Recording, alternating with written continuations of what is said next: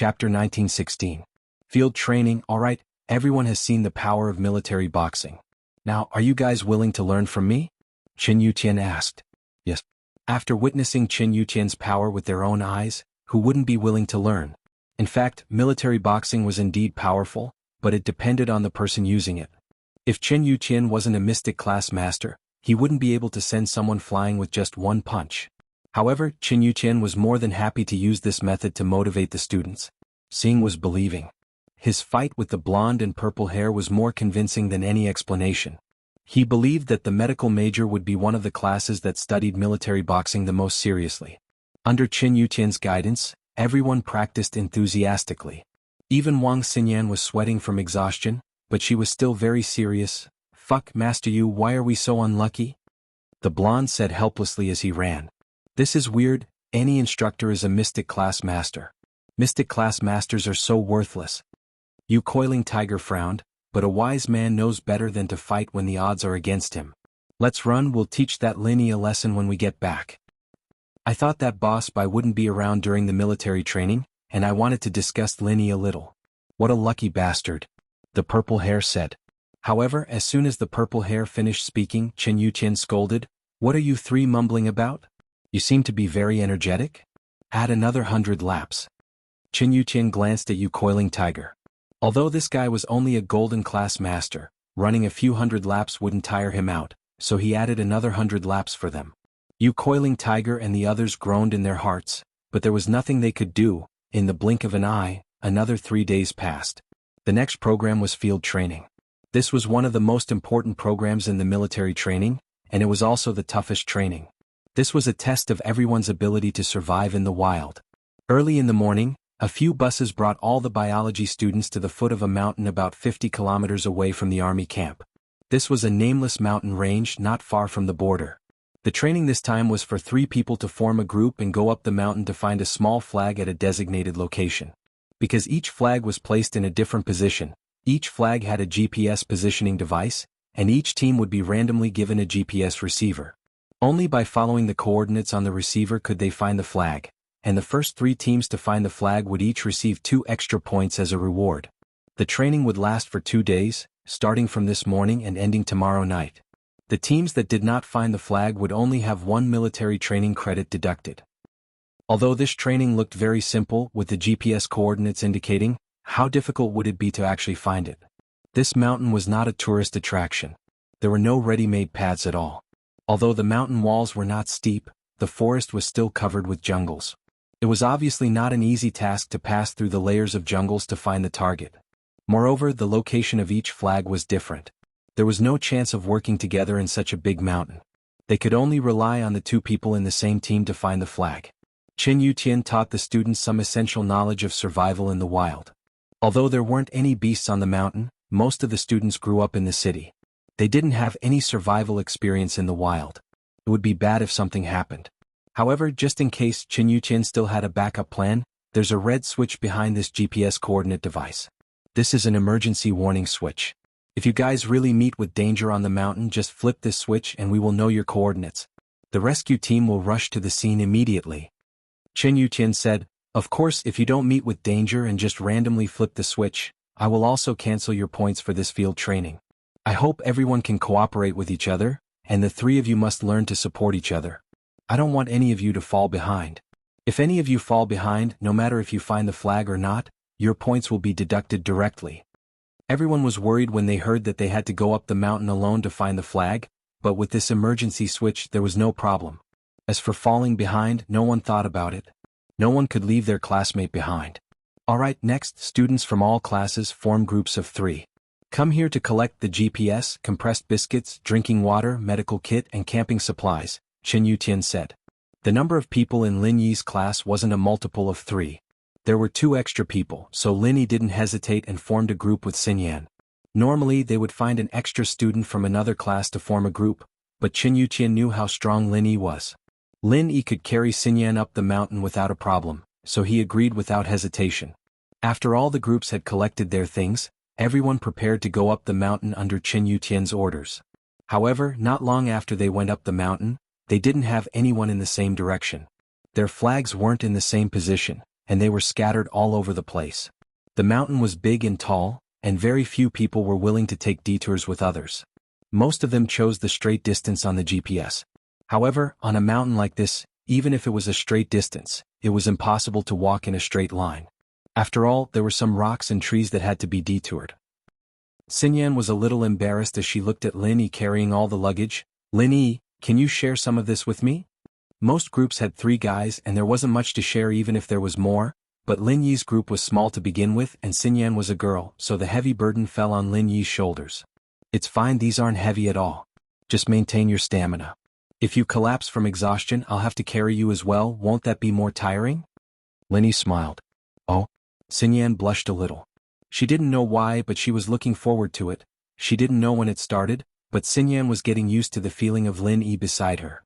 It had only been a few days, but she felt like she was relying on him. Xinyan didn't know if this feeling was good or bad, but she didn't reject it. It was the first time in her life that she was this close to a boy. She was surprised that she didn't hate Lin Yi at all. Chapter 1917. No other meaning. Xinyan was a quiet person, and she'd never fallen for a man before. She even had a natural repulsion towards men, and the reason for that was her 2 uncles being too evil. They'd never liked her since she was a child, and that had given her a bad impression of other men. But she'd never felt that way since she'd met Lin Yi. Perhaps it was because of the chance encounter on the train, and she'd felt pity for him when she saw him getting tricked. She'd been surprised to find out that it wasn't Lin Yi who'd been tricked, but the scammers. She'd been curious about what Lin Yi was like. The second time they'd met was in the business district of Songshan. She'd gotten into some trouble and Lin Yi had taken care of it easily. From that moment on, Xinyan felt that Lin Yi was a good friend. But the time they'd truly opened their hearts to each other was that time on the plane, when she'd been feeling down. She'd told him a lot about her life and worries, and from then on, they'd become closer than just normal friends. They could be considered good friends now.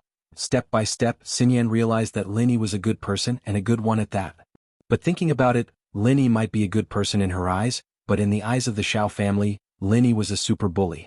The 2 climbed for about a kilometer and Xinyan was starting to run out of stamina. It had been easier at the start, but now it was getting more and more difficult. There were branches, leaves and mud everywhere and it slowed them down quite a bit. Of course, if it weren't for Xinyan, Lin Yi would have been able to find Xiaoqi and come back with ease.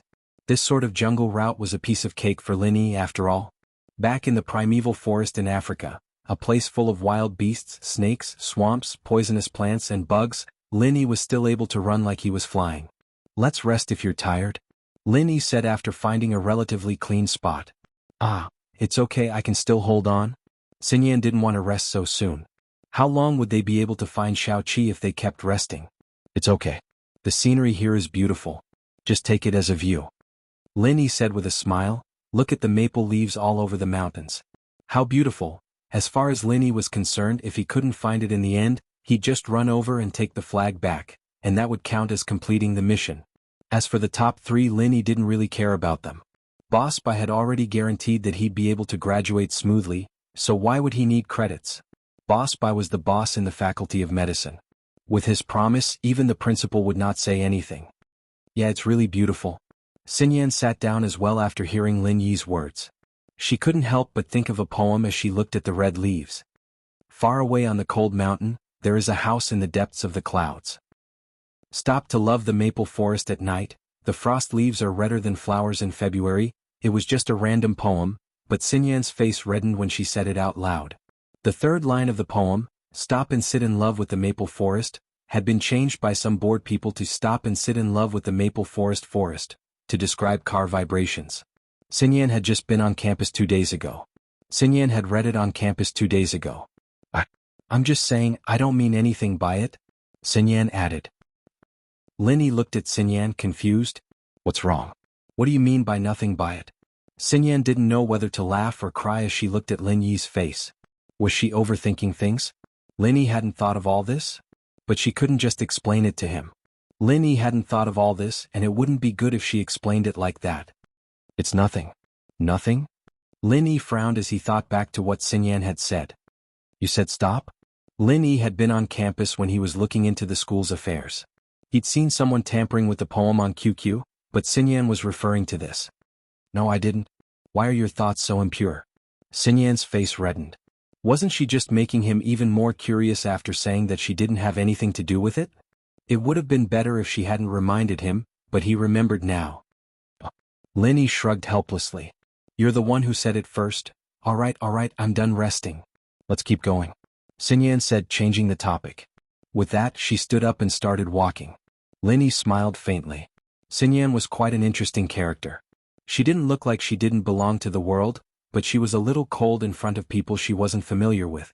Once they got to know each other, her personality would become more cheerful. She was similar to the Miss in this regard, but not exactly the same.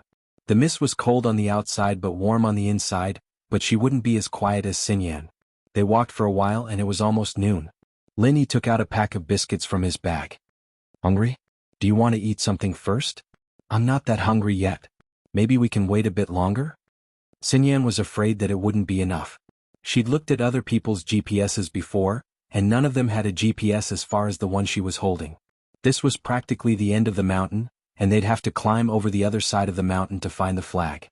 Xinyan didn't know why she was so unlucky to get a GPS like this. She didn't want to waste food. Perhaps she and Lin Yi would be the last group to complete the mission. In fact, Yu Qin gave her this GPS on purpose. From his point of view, it was safer to give the furthest coordinate to Lin Yi. With Lin Yi's skills, it was a piece of cake for him to get the red flag. It's fine, the two of us got a bag of supplies too, and it's enough for 3 people. Lin Yi smiled as he tossed a bag of biscuits to Xinyan.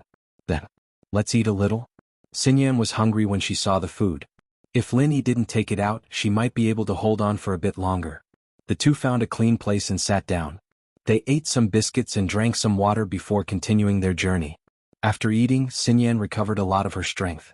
However, the distance to the destination was too far. They walked for another 4 hours and they were only halfway there. Lin Yi sighed when he saw that Xinyan was starting to run out of stamina. We're at least 20 kilometers away from our destination in a straight line. We need to get there before nightfall, or we won't be able to make it back in time for the training mission tomorrow. Target equals _blank. Chapter 1918. Sigh, it's all my fault, I got a GPS that's so far away. I've seen other people's GPS, some of them are very close, but the total distance is less than 20 kilometers. Xinyan smiled bitterly. Her one-way trip was equivalent to someone else's round trip. Lin Yi naturally knew that Yu Qian did it on purpose. Only he had the ability to carry someone this far, so he left the most difficult part to him. Of course, there was another GPS that was just as difficult as Lin Yi's. It was in the opposite direction of Lin Yi, at the end of the mountain range. They had to cross the mountain as well. But Yu Qian threw the GPS to Tiger Right and the other two. It was a piece of cake for these 3 practitioners to get there. Lin Yi was an Earth class, but even with Xinyan he might not be as fast as the 3 of them.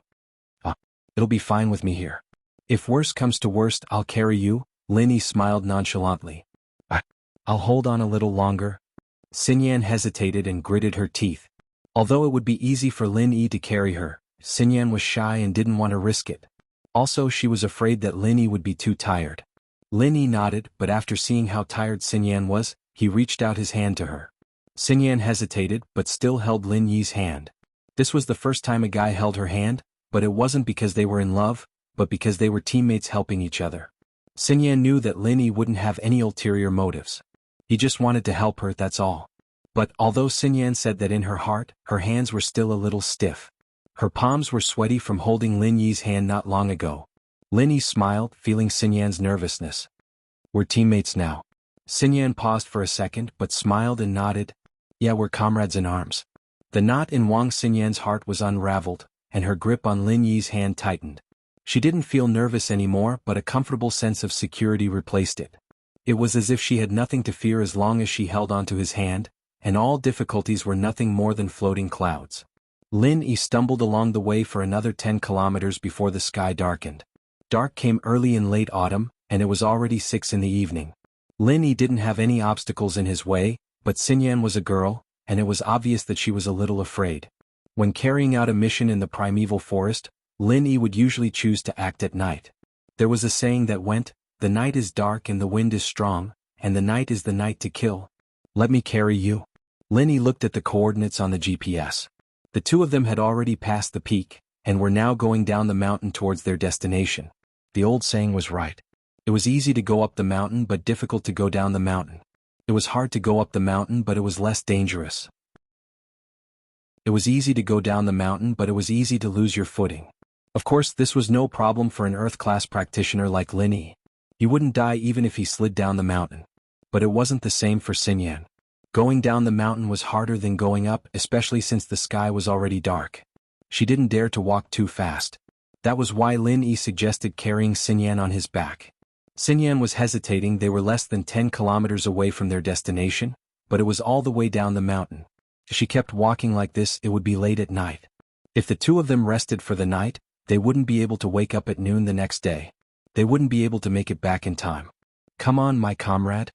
Lin Yi hung his backpack in front of his chest and squatted down. Xinyan heard Lin Yi and didn't resist anymore. She wrapped her arms around Lin Yi's neck and laid on top of Lin Yi.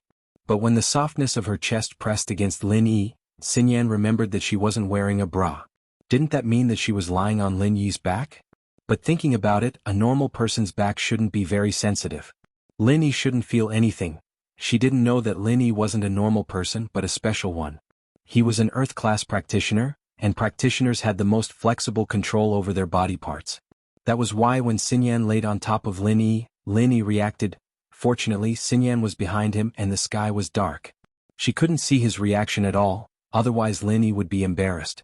Xinyan thought about how Lin Yi's backpack was hanging in front of him, and she wanted to help Lin Yi carry it, but then she remembered that she was still on Lin Yi's back. Even if she carried the backpack, she'd be putting the weight on Lin Yi's back. What difference would that make? Xinyan thought that Lin Yi would be walking very slowly with her on his back, but when she looked at the trees in front of her, she realized that not only did Lin Yi not slow down, he was walking even faster than before. It wouldn't be an exaggeration to say that he was walking like he was flying. What surprised Xinyan the most was that Lin Yi didn't have the feeling that she had. His steps were very steady and he didn't miss a single step. Could it be that Lin Yi had been accommodating her all this time, and that was why he was walking so slowly? Xinyan felt even more ashamed at the thought. In fact, even if Lin Yi closed his eyes, he could still walk like he was flying, and he could see more clearly than with his eyes open. Although he felt the softness on his back, Lin Yi's attention quickly shifted to other places. What should he do with Miss and Shu? With their personalities, they might not be in a group with others. They weren't practitioners and they were girls. Would they be in danger if they went up the mountain? However, phones weren't allowed to be used here, and they were locked in a cabinet in the barracks. Even if Lin Yi wanted to contact Miss, it was impossible. He could only ask Chen Yuqian to take care of Mississippi. But thinking about it, with Yushu around, Chen Yuqian wouldn't give them complicated tasks. Finally, Lin Yi arrived at his destination. It had to be said that Lin Yi had been moving very fast this way. He'd covered 10 kilometers in less than half an hour, and this was under Lin Yi's deliberate control. He didn't want to scare Xinyan too much. Normally he'd only run for 10 minutes, but Lin Yi didn't want to scare Xinyan. Xinyan was too tired, and she fell asleep on Lin Yi's shoulder. It was a comfortable and safe feeling, as if she had forgotten all her worries when she laid on Lin Yi's broad shoulder. Although it was only half an hour, Xinyan still slept soundly. Chapter 1919. Lin Yi's sudden stop woke Xinyan up. She didn't know how long she slept for, but when she opened her eyes and saw the flag not far from her, she woke up immediately. We're here? We're here already? Xinyan couldn't believe it. Lin Yi had been carrying her for so long, and they're already here? You're awake? Lin Yi knew that Xinyan was asleep, and Lin Yi was the first to notice her waking up. I'm sorry, I'm too tired and fell asleep, Xinyan said apologetically. There's nothing to be sorry about. Lin Yi smiled, that's how it should be. Rest up and we'll continue our journey tomorrow. After putting Xinyan down, Lin Yi took the flag and put it in his bag before setting up the tent. In an SUV at the foot of the mountain, Chen Yuqian and a few other warriors were staring at a computer screen. When Yuqian saw the GPS in Lin Yi's hand coincide with the flag's coordinates, he knew that they had arrived at their destination. Yuqian let out a sigh of relief. Although Lin Yi was slower than Pan Hu and the others, Lin Yi was carrying a girl. However, in the last 10 kilometers, Lin Yi's speed was very fast. Yuqian guessed that Lin Yi was carrying Xinyan. Lin Yi, why don't I help you? You should eat something too. Carrying me on your back must be tiring, right? Xinyan said as she watched Lin Yi assembling the tent. It's fine, you eat first. You've never done this before and it'll take a lot of time to assemble it according to the blueprint, Lin Yi said as he moved the parts of the tent. Xinyan was startled. Didn't he look at the blueprint?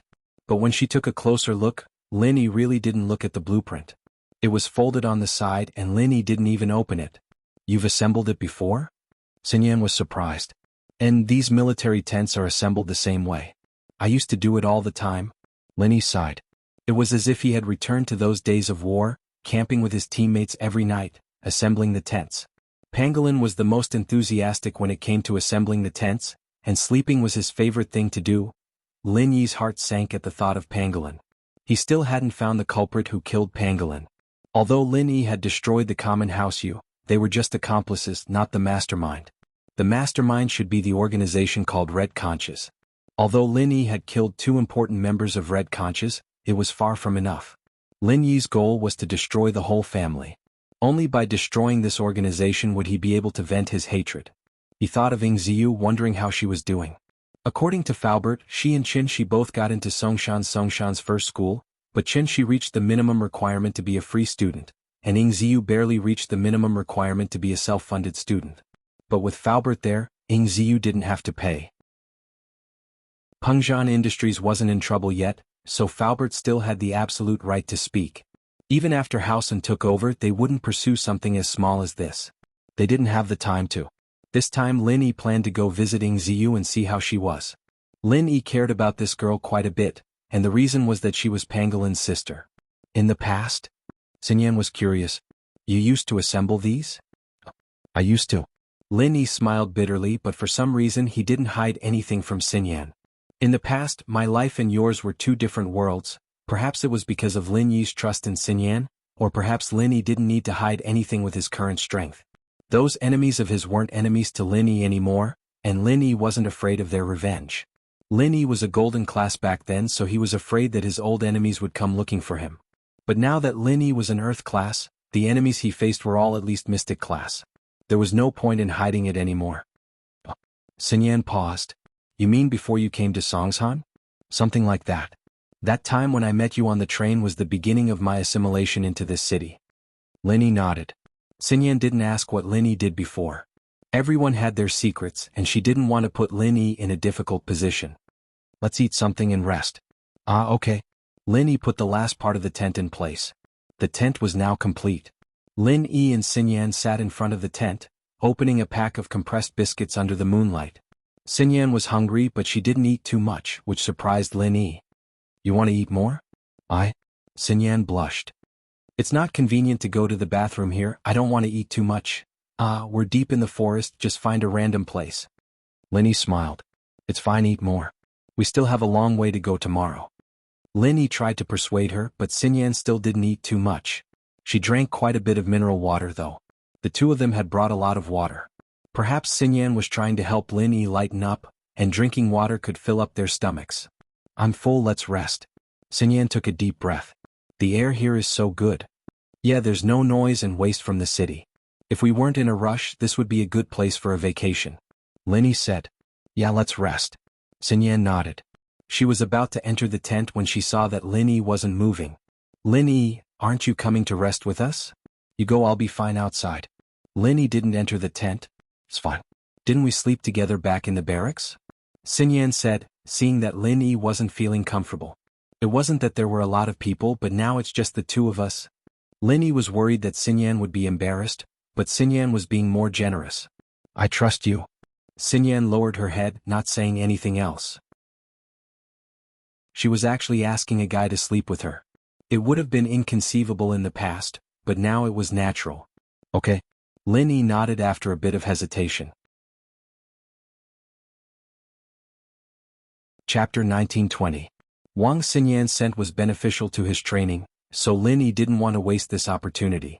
He might not get another chance like this when he got back to school. Sleeping together in the barracks with other people was considered a group activity, but now that Lin Yi and Wang Xinyan were in the same tent, the atmosphere was a little awkward. But this scene gave Lin Yi a familiar feeling. It was also in a tent with a beautiful and gentle girl. Lin Yi seemed to have experienced something similar. Was it Ning? Lin Yi shook his head. They were in a cave, not in a tent. But in the depths of his memory, it seemed like today had happened before. Was it a past life? Or was it a dream? Or was it fate between him and Wang Xinyan? If it was the latter, then it was possible. They were fated to be together, sitting in the same seat a few times, and now they were in the same bed. How many times could there be such a coincidence in life? You. Are you asleep? Wang Xinyan's words interrupted Lin Yi's thoughts, bringing Lin Yi back to reality. Know why? Lin Yi asked. I'm a little scared, it's so quiet here. Wang Xinyan entered the tent and felt that the surroundings were eerily quiet. She was in the barracks with her classmates and there were soldiers patrolling outside. It had never been this quiet. You'll get used to it. This mountain is a dead mountain, there aren't any beasts, but it's safe. Lin Yi said, some of the mountains are not quiet, but they're even scarier at night. What Lin Yi said was the truth. The night in the tropical forest was the scariest. Not only did they have to be on guard against enemies, but they also had to be on guard against all kinds of beasts and poisonous insects. Here, however, there was no danger at all.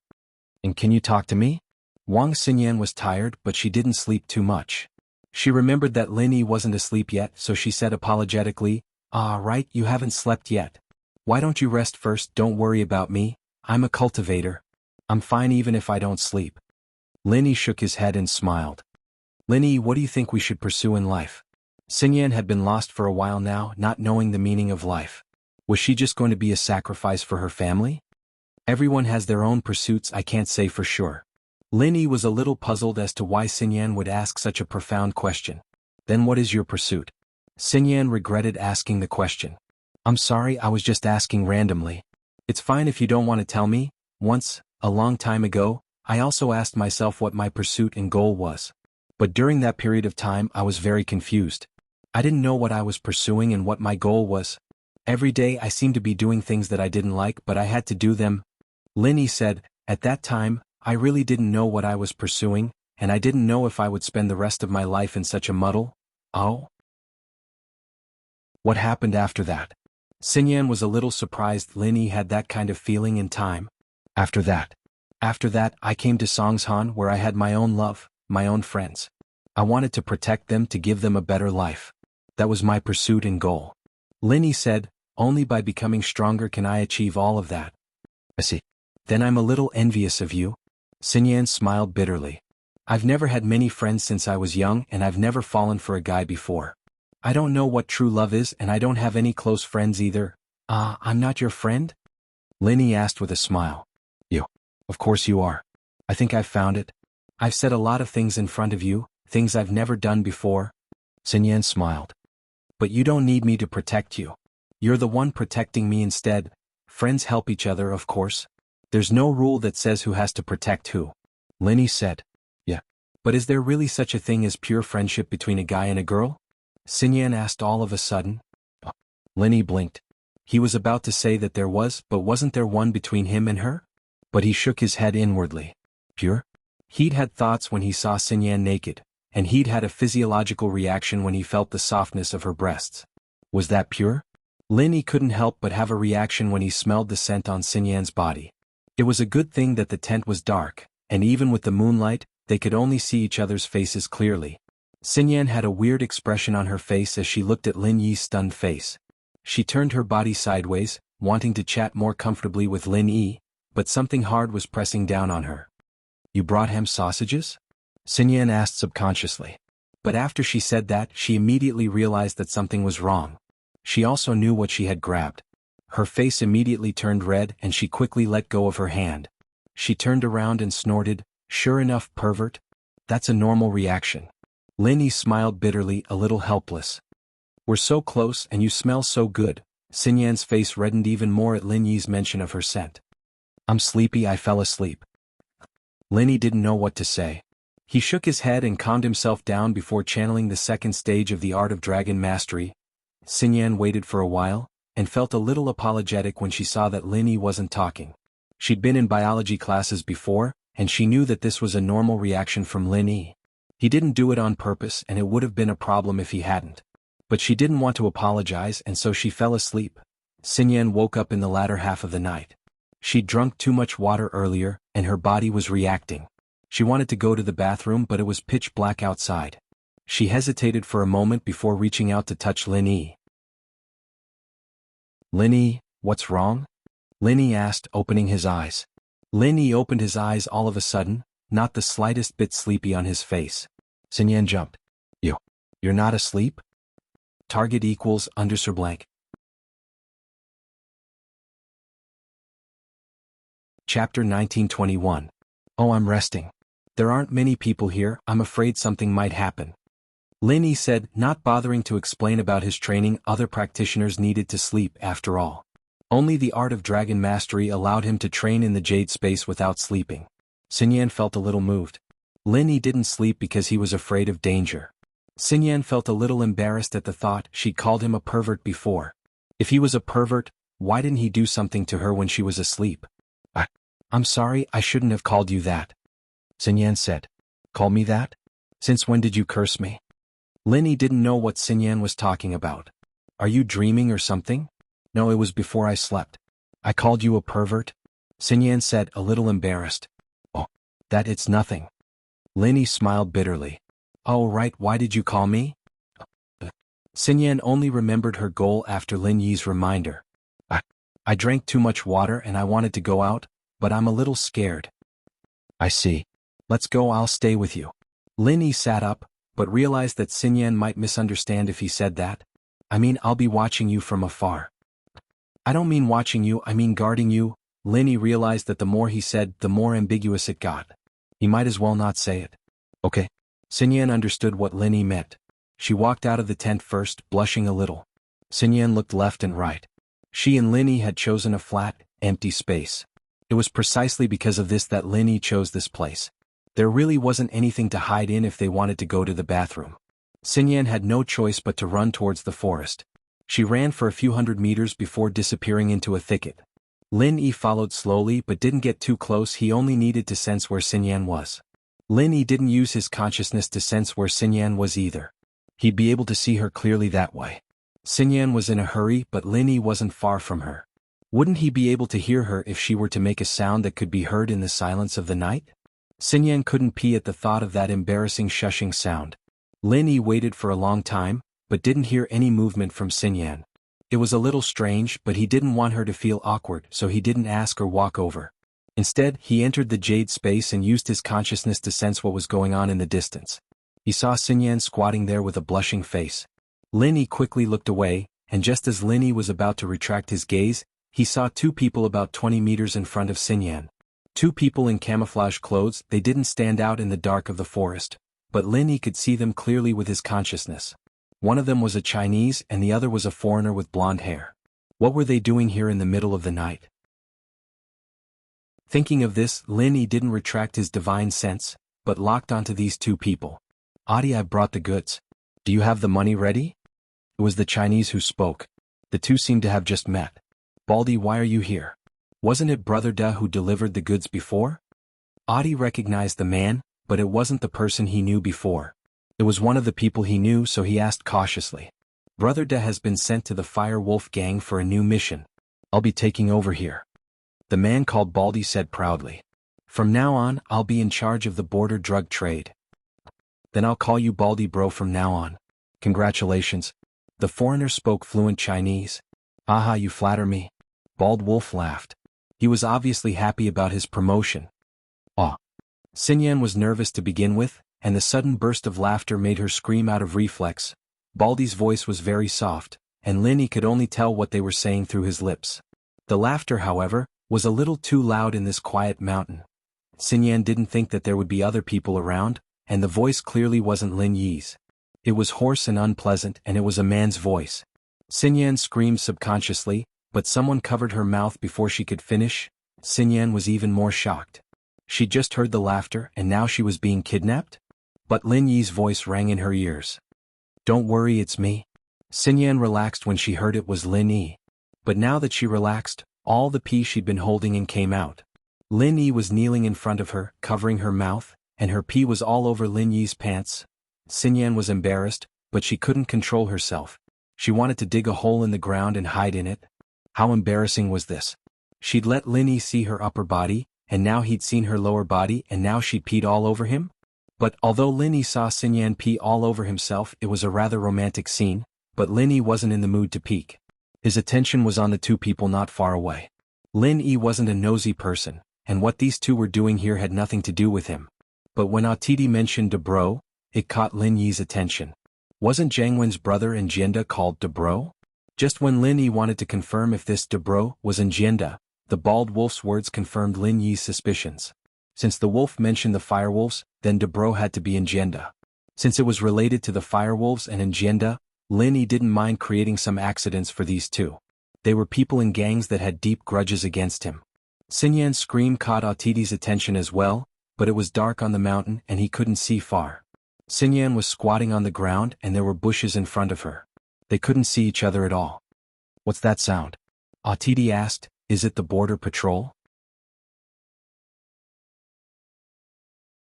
Chapter 1922. That shouldn't be the case. I've already asked around. These days are the military training days for Donghai Industry University, and the border guards are using this mountain as a training ground. There's no way they would be patrolling at this time, Baldy frowned. Donghai Industry University's military training wasn't a secret, and Baldy didn't need to ask around to get the information. It was absolutely true. Then could it be that there are students training nearby? Audie asked. That's impossible. We, the Red Conches, have been doing this for years and we know the range of the training every year. This place is too far and it's impossible for the students to come and go in 2 days. Those students aren't us, so how could they walk this far? Baldy shook his head. Maybe we heard wrongly. There's an owl nearby and it sounded similar to the sound just now. If the border guards were here, then it would be a gunshot. You and I wouldn't be able to stand here and talk. You're right. Audie nodded after not hearing any strange noises for a long time. But at that moment the sound came again. Do, goo. The sound came from Lin Yi's mouth, mimicking the sound of an owl. Fuck, it really is an owl. That scared me to death. Audie heard it clearly this time and shook his head. No matter what, let's hurry up and trade. The goods are here. Check them. Baldy placed a black suitcase in front of Audie. Here, this is the money. Check it too. Audie handed a suitcase to Baldy. The two were old partners and they didn't need to be too cautious. They checked the contents of the suitcase and closed it after finding nothing wrong. Lin Yi saw the contents of the suitcase clearly. One was filled with drugs and the other was filled with US dollars.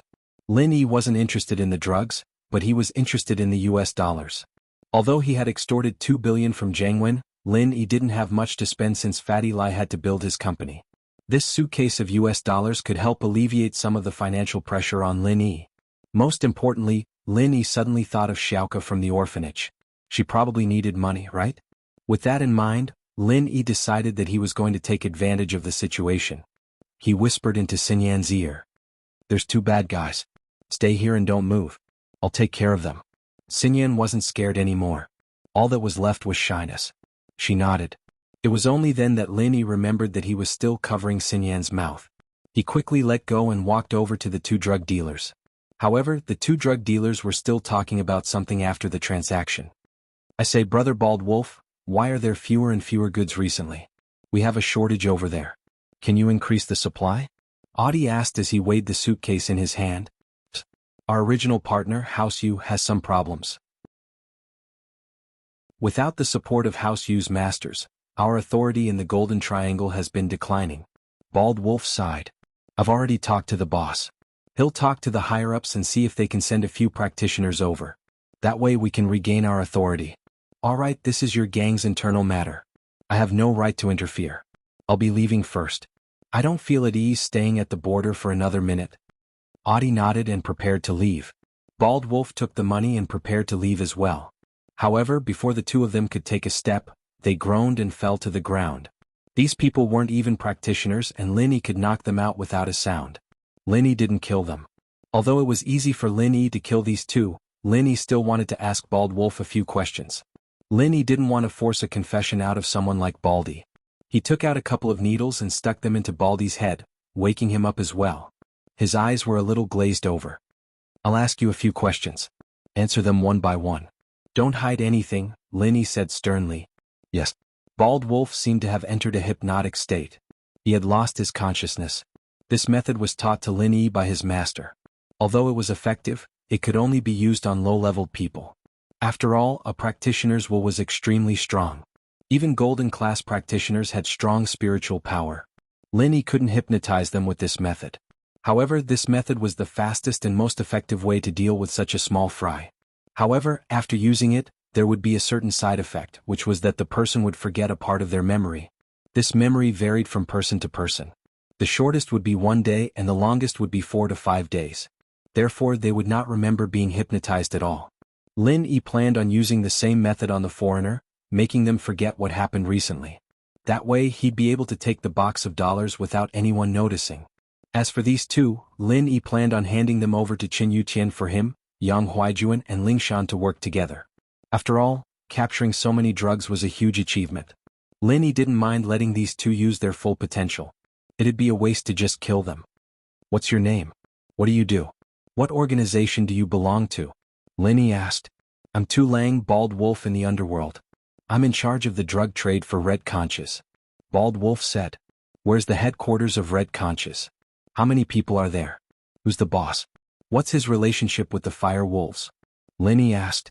The headquarters of Red Conches is overseas. I don't know where it is. The one in China is just a branch, Bald Wolf said.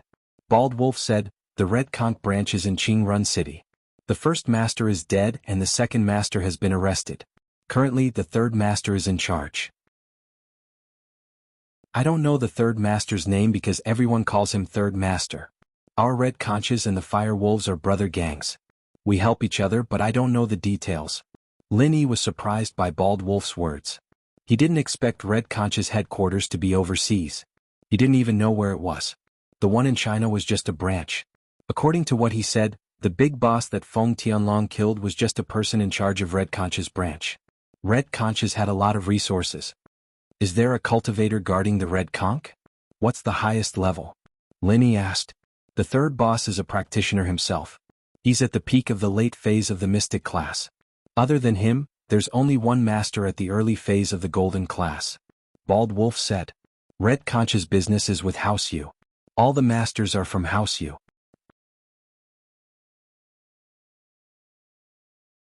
Chapter 1923. Lin Yi nodded. It seemed like this Red Conch's wasn't that strong. The strongest was only a mystic class. Of course, this was only the strength of the branch. No one knew how strong the headquarters was. But Lin Yi didn't suspect that he was lying. Putting aside the fact that he couldn't lie in this situation, just from what he said to Atiti, it was obvious that House Yu was destroyed, and Red Conch's drug business was affected as well. Their power in the Golden Triangle was reduced. Tell me the address of the Fire Wolf Gang's branch, Lin Yi said. I don't know the address. I'm just the person in charge of the drug business in Donghai. Every time I go to a meeting, it's the Conch Bar in Qingrun City. That's a small base for the Red Conches, Baldy said. Conch Bar? Lin Yi was surprised. These Red Conches were quite daring. They made a bar and called it Conch Bar. Weren't they afraid of being exposed? But Lin Yi thought that no one would connect this Conch Bar with the Red Conches. As the saying goes, the most dangerous place is the safest place. This was probably the case. Who else is in charge of the drug business? Lin Yi continued. It used to be Brother Da. We used to work under the third head. Even when we were working with House Yu, he was the one who handled the whole thing. Now that he's in charge, he's still the one in charge, Baldy said. Lin Yi's heart skipped a beat. It seemed like Armadillo's revenge was on this third head in charge. This guy was the mastermind behind House Yu's collaboration. No wonder there was no news from the second head in charge when they captured him. He wasn't in charge of the drug trafficking. All right, you can sleep now. Lin Yi had asked everything he needed to ask. If he asked more, Baldy wouldn't know. He had limited knowledge. He was just a small character. As for Atiti, Lin Yi did the same, but Atiti was a foreign gang leader. Lin Yi wouldn't be able to get anything useful out of him. Lin Yi wasn't interested in the gang at all. He let Atiti go back to sleep. After that, Lin Yi walked towards Xinyan. Lin Yi poked the two with needles. They wouldn't wake up for at least 2 hours. Xinyan's heart tightened when she heard footsteps. She was so nervous that she forgot to pull up her pants. She was just squatting there. She was afraid that something would happen to Lin Yi, but Lin Yi and the two were talking softly. Xinyan couldn't hear them and she didn't dare stand up. Lin Yi, is that you? Xinyan said, suppressing her fear as the footsteps got closer. Yes, Xinyan, it's me. Lin Yi said as he walked up to Xinyan. What he saw stunned Lin Yi. Ugh, what's wrong? Xinyan stood up, pausing at the look on Lin Yi's face. A gust of wind blew past, and Xinyan realized that she'd forgotten to pull up her pants. Embarrassed, she quickly pulled them up. I forgot. Haha, I know. I don't think you're trying to seduce me. Lin Yi joked. You. Xinyan blushed. She knew that Lin Yi was joking. She quickly changed the topic. Right, Lin Yi, those people, they're knocked out, but I'm afraid we'll have to go back tonight. Linny said. Oh? Xin Yan nodded. All right, I've rested enough and my stamina is back. I'll contact Instructor Chin. Maybe we don't have to walk back. Someone's going to pick us up. Linny smiled. Right, your pants? Xin Yan said apologetically when she saw the wet patch on Lin Yi's pants. She'd puked on Lin Yi's pants and now she'd peed on Lin Yi's pants. Did Lin Yi think she was a meddlesome girl? Oh, it's fine. There's no smell. I'll be fine after I dry it. Linny didn't mind. Xin Yan was embarrassed and didn't say anything else. At the foot of the mountain, in the SUV, a soldier in charge of monitoring the coordinates saw the blinking on the screen. He immediately reported to Chen Yutian, who was taking a nap. Captain Chen, we have a situation.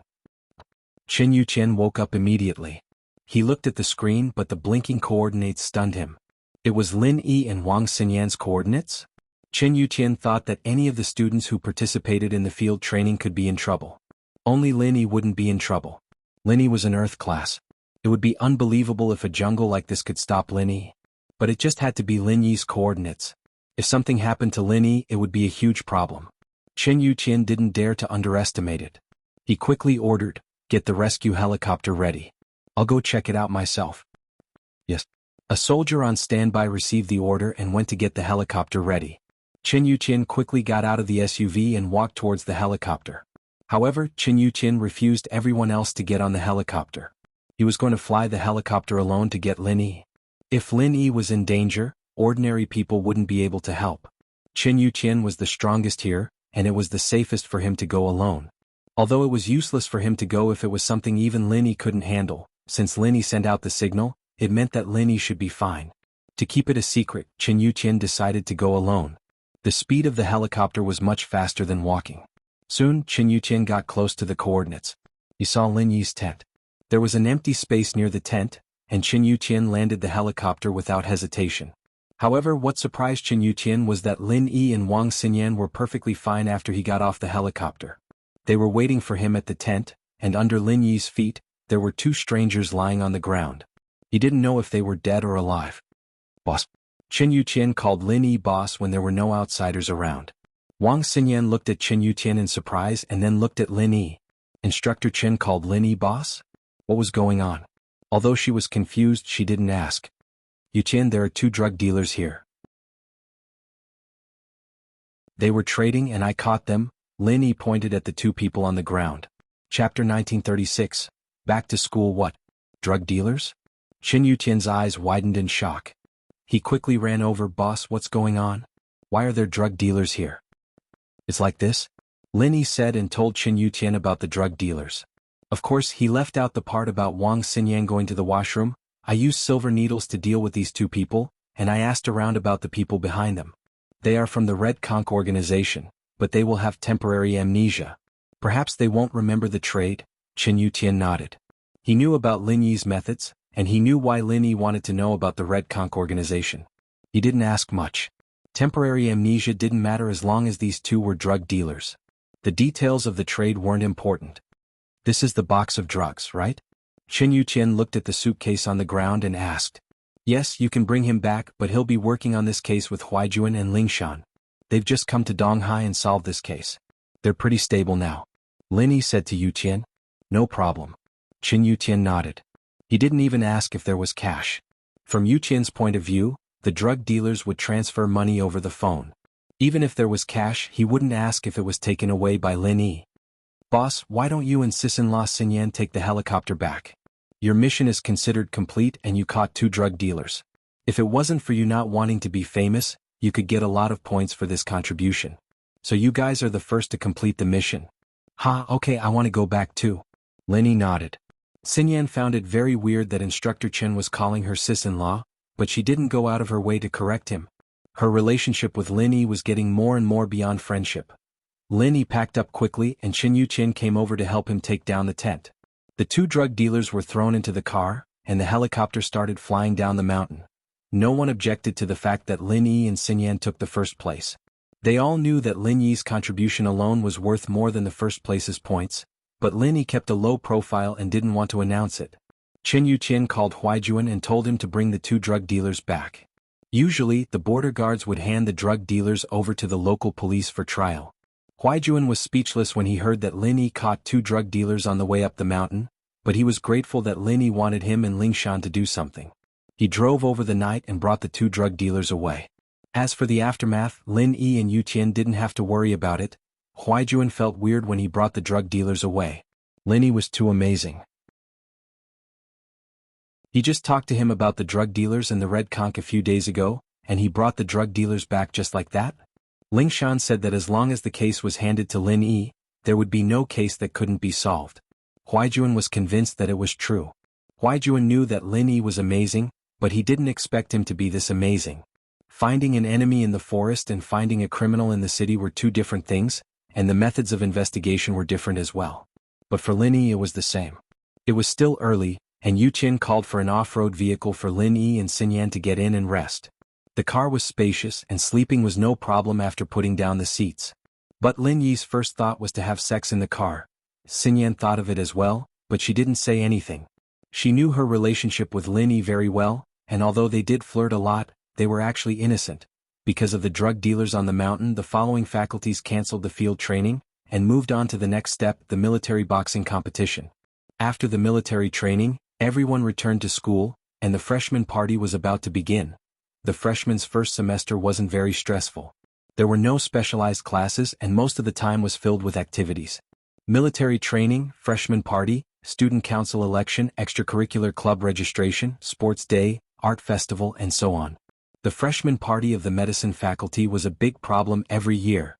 The programs at the gala were generally produced by majors, not by classes. Therefore, a major usually had at least 5 classes. At the very least, they could come up with a program. However, the pharmaceutical department only had 1 class, and the number of people in that class was very small. If they had to come up with a program, this problem would fall on the shoulders of every class monitor. Bai Weiduo even made a bet with Zhang Duopan. Whoever got the highest score in the freshman party would be able to pursue He Meiyue, and whoever got the lowest score would be automatically eliminated. Big brother Lin Xiaodao Xingji, can you help me think of a way? As soon as the military training ended and they returned to the dormitory, Bai Weiduo was anxious. He hadn't thought about it before, but when it really came, he realized how difficult it was to organize a program. You sing well, go and sing a solo? Song Xiaodao said helplessly, we don't have artistic cells. Asking us to help you think of a way is equivalent to harming you. Solo? Bai Weiduo shook his head. Although his singing was very good, it wasn't particularly outstanding. If it was in a party with fewer people, such as a junior high school art festival, it was still possible to get a place. But on a university campus where there were many talented people, a solo had no special characteristics, and it was very difficult to get a place. Moreover, Bai Weiduo also knew that in the school in the past freshman parties, it was usually a group program that won a place, not an individual program. As a freshman, being able to unite the group was a real ability, and individual ability was nothing. Then let's sing a duet. If you can sing, then sing. If you can't sing, then just harmonize or lip sync. Ah, anyone can do it, Lin Yi said. Oh. Bai Weiduo was stunned, but really Lin Yi's move was a good one. This was because Bai Weiduo had also seen some celebrity concerts. The celebrity was the main host in the front, and there was a choir at the back to help harmonize or sing a small part. If he was the main singer and then let the students in the class go up to harmonize, this could be considered a group program. Thinking of this, Bai Weiduo's eyes lit up. Then let's do it this way. I'll go back and talk to the students.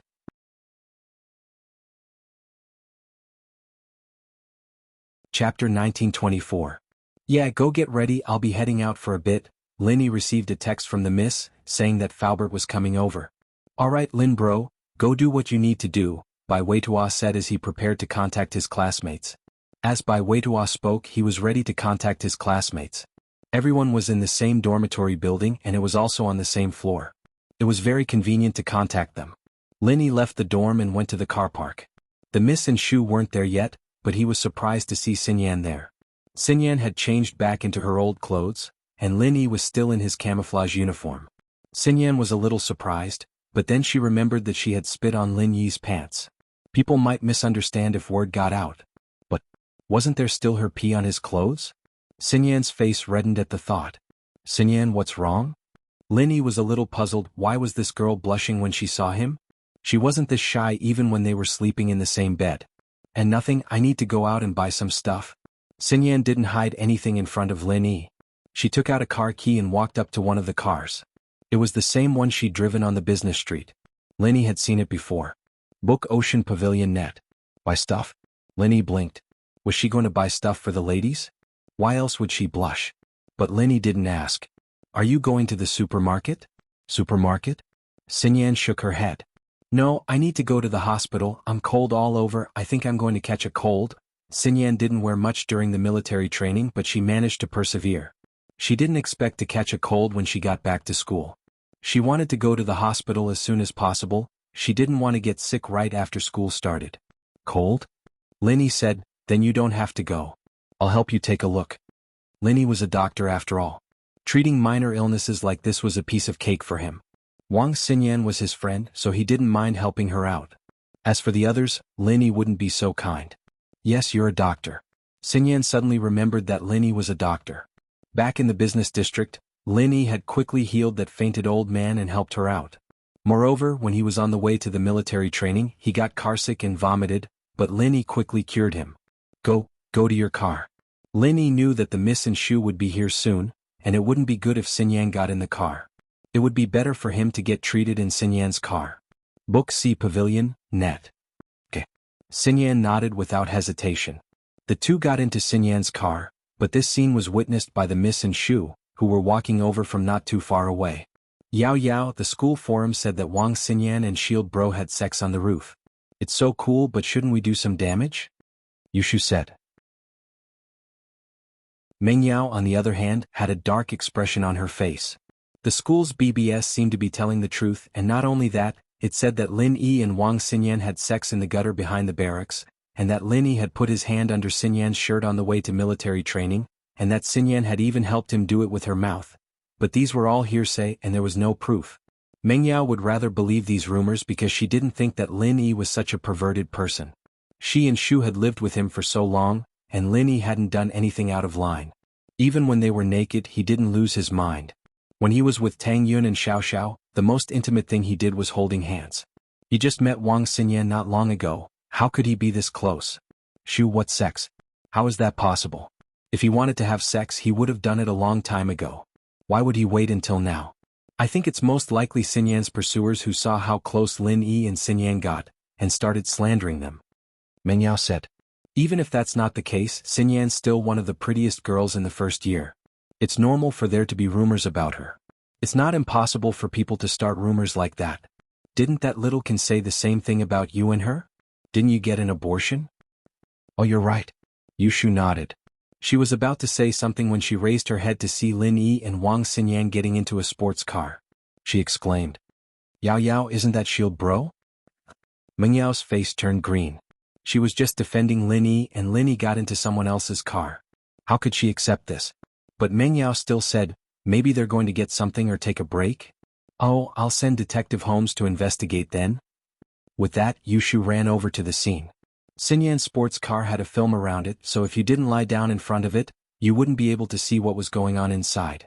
Xinyan, on the other hand, was too shy to take off her clothes in front of Lin Yi, so Lin Yi had no choice but to start massaging her under her clothes. Xinyan couldn't help but moan in comfort. Lin Yi's massage technique didn't look special, but Xinyan had never felt so relaxed before.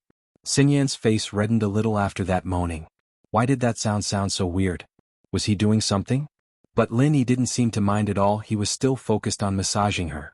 Xinyan, on the other hand, relaxed a little. She couldn't hold it in any longer and started moaning in comfort.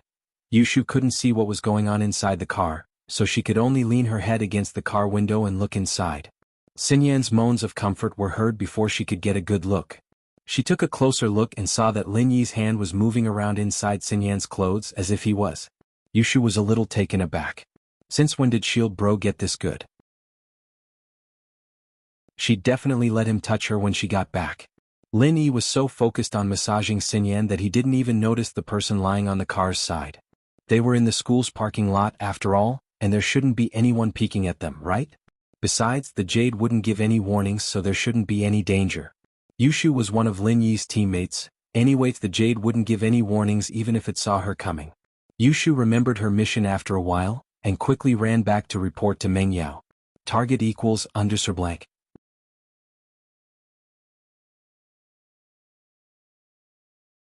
Chapter 1925. What's wrong, Shu? Why's your face so red? Mengyao frowned. Could it be that Lin Yi and Xinyan were doing something shameful in the car? Shield Bro was touching Xinyan in the car and Xinyan was there. Book Ocean Pavilion Net. Yushu said. Mengyao didn't know what to say. Can't you use a more elegant word to replace it? But Yushu's words ignited Mingyao's heart.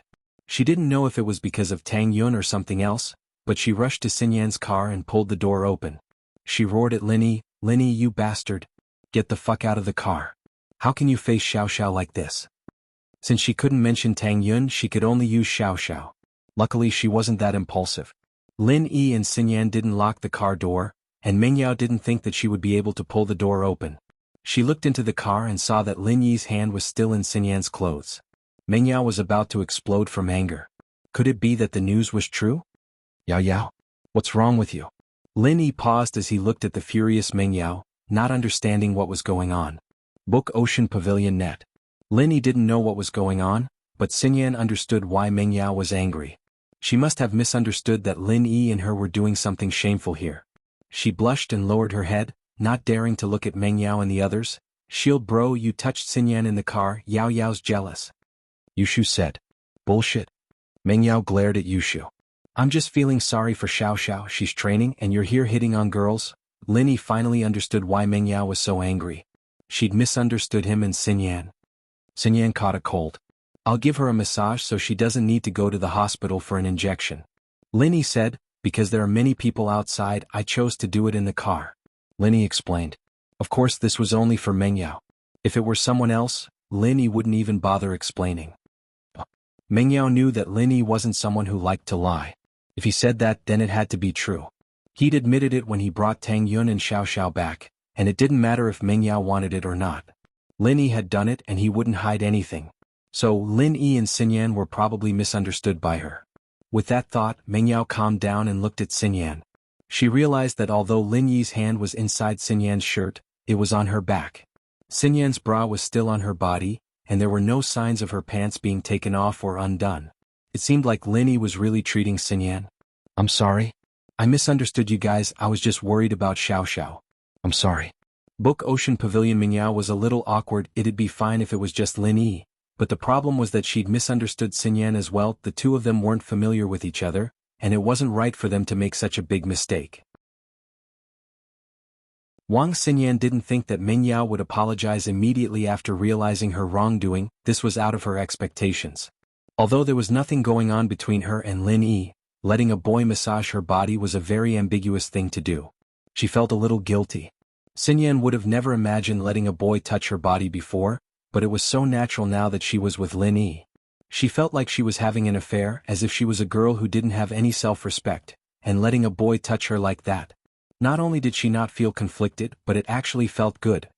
Xinyan knew that it was because of Lin Yi's skill in massaging, but it also proved that she didn't mind Lin Yi doing it. Even if Mengyao were to scold her, Xinyan wouldn't say a word. "It's nothing. I know Xiao Xiao too. I'm just good friends with Lin Yi," Xinyan explained subconsciously. "And if that's the case, you guys can continue." Although Mengyao felt that Lin Yi touching Xinyan's body was inappropriate, she didn't stop him when she thought that Lin Yi was treating a patient. After all, when she was poisoned, she took off her clothes and let Lin Yi treat her, and what was even more embarrassing was that she peed on Lin Yi's face. She and Lin Yi were even worse, but weren't she and Lin Yi friends? What Mengyao didn't know was that Xinyan had already let Lin Yi see her naked, and that she peed on Lin Yi as well. Who knew what she would think if she knew? "Oh Shield Bro, I got a cold too. You should touch Shu later, give her a massage." Yushu was curious why Xinyan felt so good just now, even moaning happily. She wanted to give it a try. "Shu." Mengyao grabbed Shu's ear and pulled her to the side, closing the car door for Lin Yi and Xinyan. Xinyan was a little speechless at Yushu. Wasn't this girl a little too open? How could he say such a thing in public? But she was a girl who dared to love and hate, stronger than she was. Xinyan couldn't help but smile bitterly at the thought of her own life and her engagement. With Mengyao and Yushu outside, Xinyan didn't dare to moan anymore. She bit her lips and endured the pleasure, continuing to enjoy Lin Yi's massage. She didn't know why, but Xinyan felt a little excited. Was it because Mengyao and Yushu were standing outside the car? Aw. Xinyan's mind wandered and she couldn't keep her mouth shut. She didn't want to hold it in anymore though. Once was the same thing, twice wasn't much. She'd get used to it after the third time. Because they were close, Xinyan's moans traveled into Mengyao and Yushu's ears. Yao Yao, listen, that Fox Wang seems to be having a good time, Yushu said. Don't give people random nicknames. Mengyao frowned.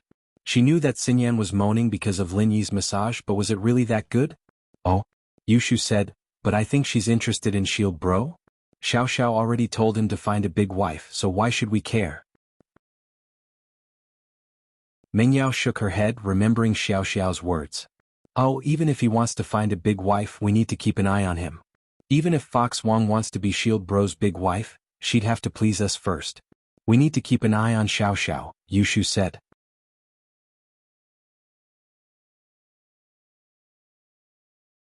Chapter 1926. Yeah? Mengyao's eyes lit up. Xiao Xiao telling Lin Yi to find a main wife wasn't wrong, but she and Shu had to help her check as well. Even without Xiao Xiao, they still had to complete Tang Yun's request. Inside the car, Xinyan felt more and more comfortable. It was as if she was going to fly into the sky, and she was sweating as well. She had to admit that treating a cold like this was a pleasure, 1,000 times better than getting in 4 drip. I'm done. Lin Yi finished the massage. Lin Yi had wanted to use the needles, but Lin Yi threw them into his backpack after dealing with the 2 drug dealers. His backpack was in the dorm now, and Lin Yi didn't bother going back to get it. For a cold like this, there was no difference between massage and needles. Ah, it's done? It was only then that Xinyan realized that she was drenched in sweat, and that her clothes were all wet. But she did feel refreshed, and the dizziness she'd been feeling before was gone. She didn't want to leave though. She felt like the treatment was going a little too fast. But she cursed herself for being shameless. Was she craving the feeling of Lin Yi's hands massaging her body? Xinyan's face was a little unreadable, and Lin Yi was a little confused. Why do you look a little weird? Am I not completely healed? Xinyan wanted to say, you're not healed? Check me again, but she didn't dare to do that. She felt that what she'd done these past few days had already crossed the line, even more so than anything she'd done since she was young. If she continued like this, wouldn't she become a bad girl?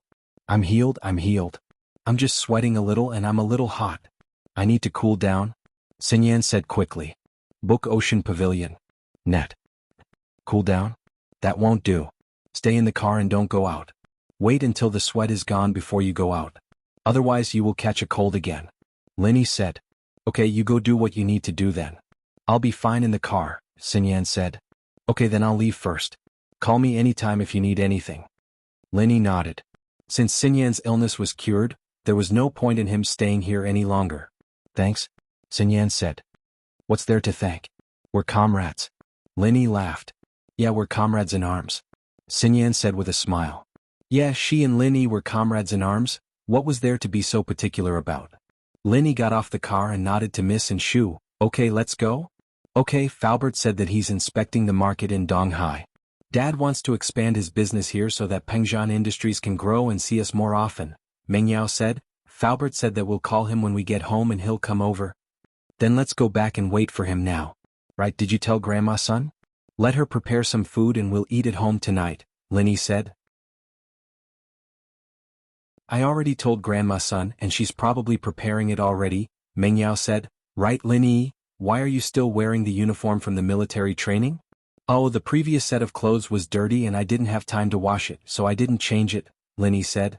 Mengyao nodded and didn't say anything. The 3 got in the car and Lin Yi drove back to the Shuashang district. As expected, when they got back to the villa, Grandma's son was busy in the kitchen. The fragrance from the kitchen made people salivate. Grandma's son is really good, her cooking is even better than those chefs in the hotels. Mengyao felt that it was really a happy thing to have Grandma's son as a housekeeper here.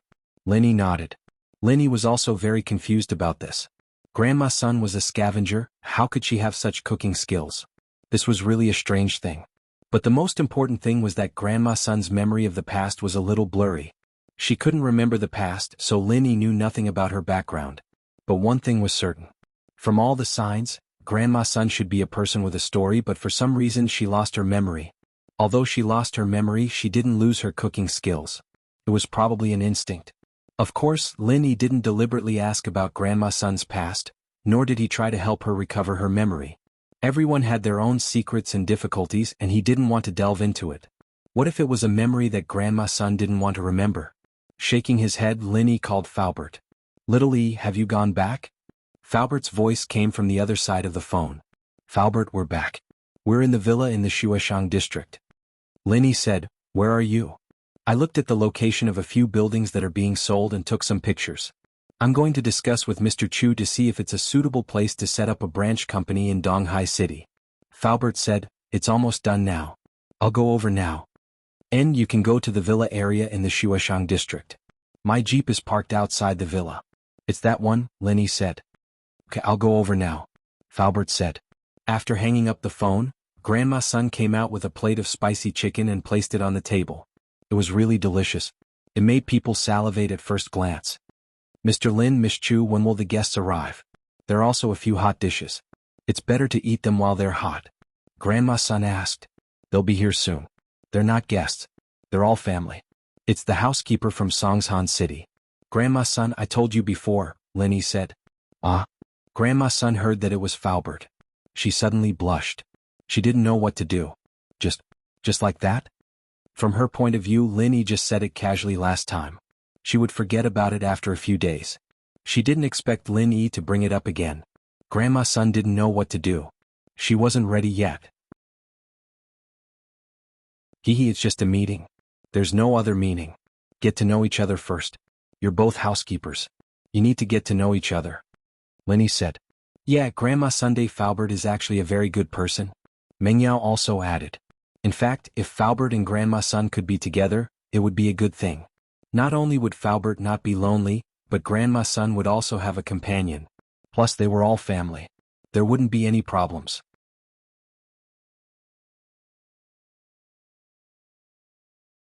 Chapter 1927. Shuhai Pavilion. Mengyao didn't want to see Falbert stay single with her dad. Her dad's situation was different from Falbert's. Her dad left because her mom left, but Falbert's wife and daughter both died. How pitiful. I'll continue preparing. Granny Sun was too embarrassed to say anything else. She turned around and went into the kitchen again. Not long after, the sound of a car came from outside the courtyard. Lin Yi, Mengyao and Shu guessed that it might be Falbert. They quickly went out to greet him, but it wasn't Falbert's car. It was a BMW X5M parked in front of the villa next door. Mengyao glanced at the BMW X5M in surprise. Did someone move into this house? Mengyao asked as she looked at the BMW X5M in surprise. There was an empty villa next to the villa Lin Yi bought. It was the luxuriously decorated villa they bought the other day. Lin Yi, Mengyao and Shu only found out after they moved in. However, the villa wasn't sold on the day they bought it. They didn't expect it to be sold so soon. The person in the BMW was probably the owner of the villa. No matter what, since they were out, they couldn't just ignore their new neighbors. After all, they were going to live together in the future. So Mengyao decided to greet them. It was a matter of politeness. As for whether they could get along in the future, that was a matter of the future.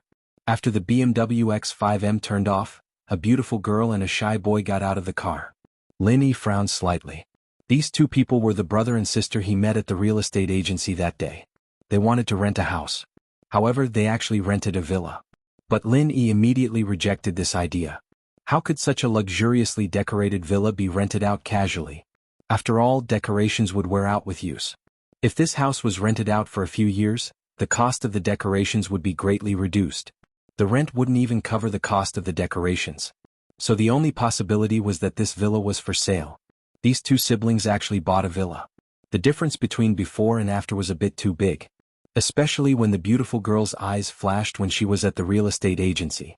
It was still fresh in Lin Yi's mind. Lin Yi didn't know this pair of siblings back then, so he didn't pay too much attention to the beautiful girl's eyes. But now that they were here and became his neighbors, Lin Yi frowned again.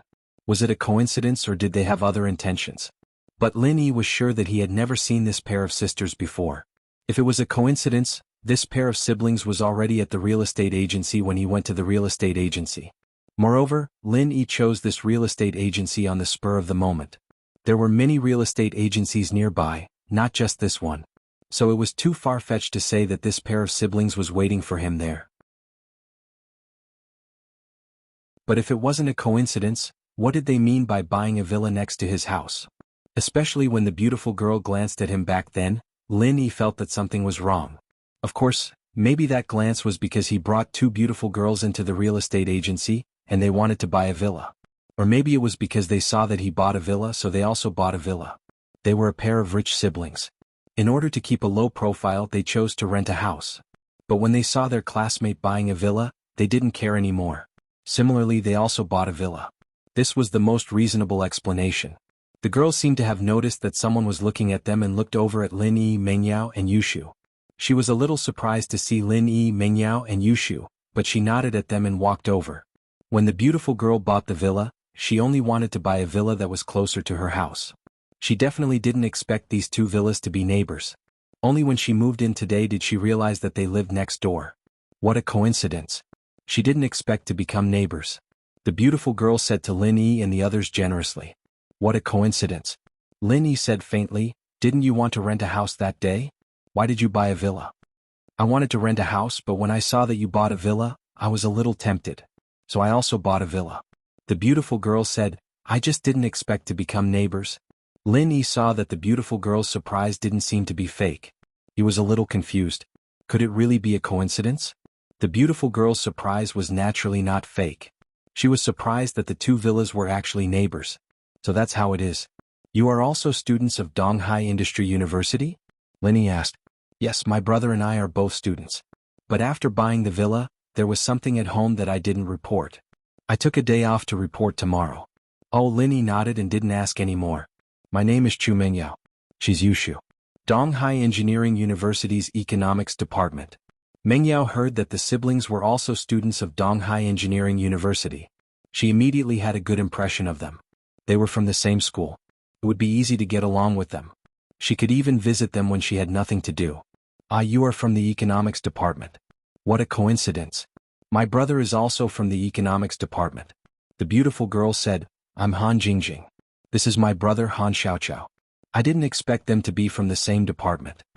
Han Jingjing asked, You're not from the Economics Department? Han Jingjing said, No. I'm from the Biology Department. Han Jingjing said, It's just a small major.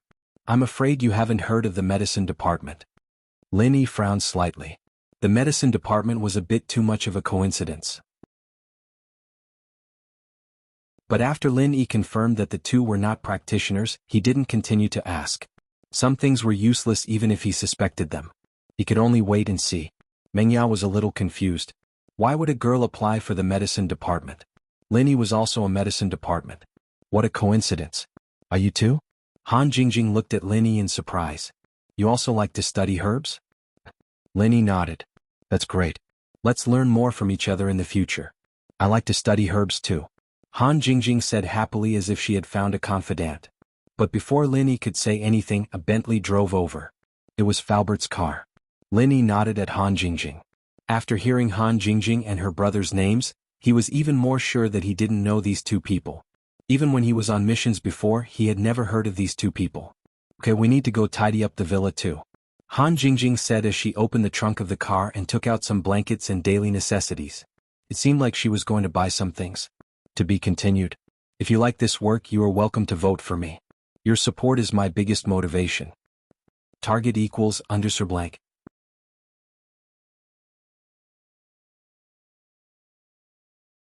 Chapter 1928. This was one of the weakest points on the human body, and hitting it would cause a person to faint or even die. What Chi-Chi wanted to do was to hit it in one hit. Pung. A dull sound rang out and Chi-Chi actually hit Naipeo's neck. Chi-Chi didn't dare stay long after the hit, and quickly retreated to the side. On the other side, Yu Bing wanted to keep the Zhuang brothers busy, but he realized that they didn't seem to have any intentions of doing anything. Evidently, they were very confident in Naipeo. But in Lin Yi's eyes, there was a flash of worry. After Chi-Chi hit Naipeo, he didn't seem to be affected at all, as if he wasn't affected at all. In the next moment, Lin Yi suddenly felt a strong wave of chi coming from his palms, rushing into his body and sending him flying. Lin Yi's body landed heavily on the ground, his organs churning, and he couldn't help but spit out a mouthful of blood. But as bad as it looked, his injuries weren't that serious. He'd used Naipeo's chi to fly out the moment he sensed that something was amiss. Otherwise, he'd be even more injured if he'd taken the attack head-on. You're not afraid of physical practitioners? Lin Yi wiped the blood from his mouth as he stood up from the snow, sighing. It seemed like his first plan had failed. Naipeo wasn't afraid of physical practitioners at all. You think I only know how to absorb chi from spiritual practitioners? Idiot. Naipeo looked at Lin Yi as if he was looking at an idiot. No wonder you came looking for trouble with me so confidently. You thought you had a trump card to deal with me? You must have eaten too many stupid pills who told you that physical practitioners could deal with me. If I were to be defeated by a mere physical practitioner, then I wouldn't even need to show my face anymore. I've underestimated you. Lin Yi said with a self-mocking smile. Ah. Lin Yi, to tell you the truth, my mental cultivation method is omnipotent. Not only can it absorb other people's true chi, but it can also transform other people's attacks into true chi when they enter my body, including the attacks of external experts. Do you know how I cultivate? I often injure myself all over so that I can improve my strength. Plus, even poisons don't work on me, I can convert them all into chi. Naipeo said proudly, you haven't learned how to convert energy, have you? All kinds of energy could be converted into each other. Haha, let me tell you, in front of me you are simply too weak. If I were in a novel, I would be the main character with a halo and a golden finger, while you are just a supporting character for me to trample on. Wow. Lin Yi was shocked, not because Naipeo wasn't afraid of physical practitioners, but because Naipeo's practitioners' arts were very similar to his own art of dragon mastery. Both of them were omnipotent energy conversion arts.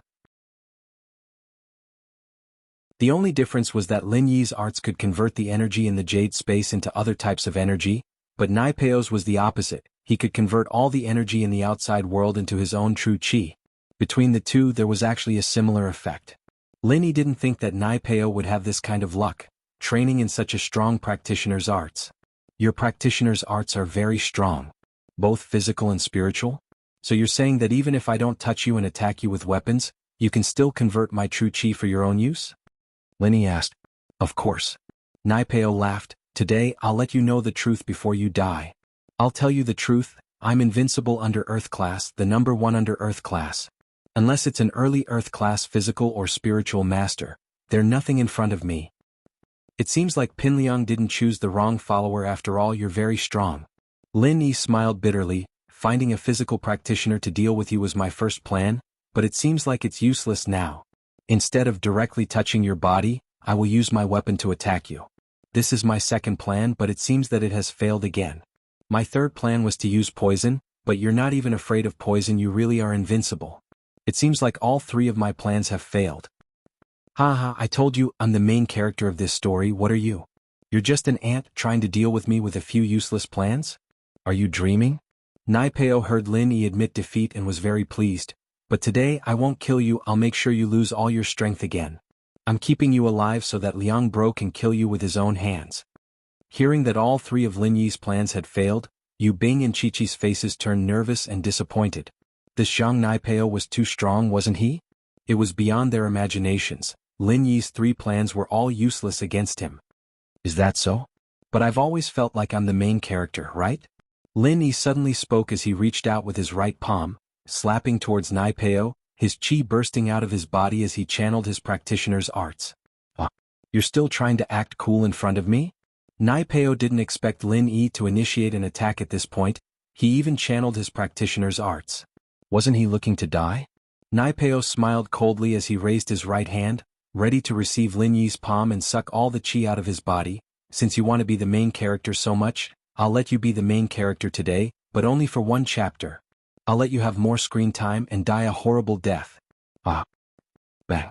As he spoke, Lin Yi and Naipeo's palms collided, but the next moment, Naipeo realized that Lin Yi had stopped channeling his practitioner's arts. There was no chi on his palm again. Chem?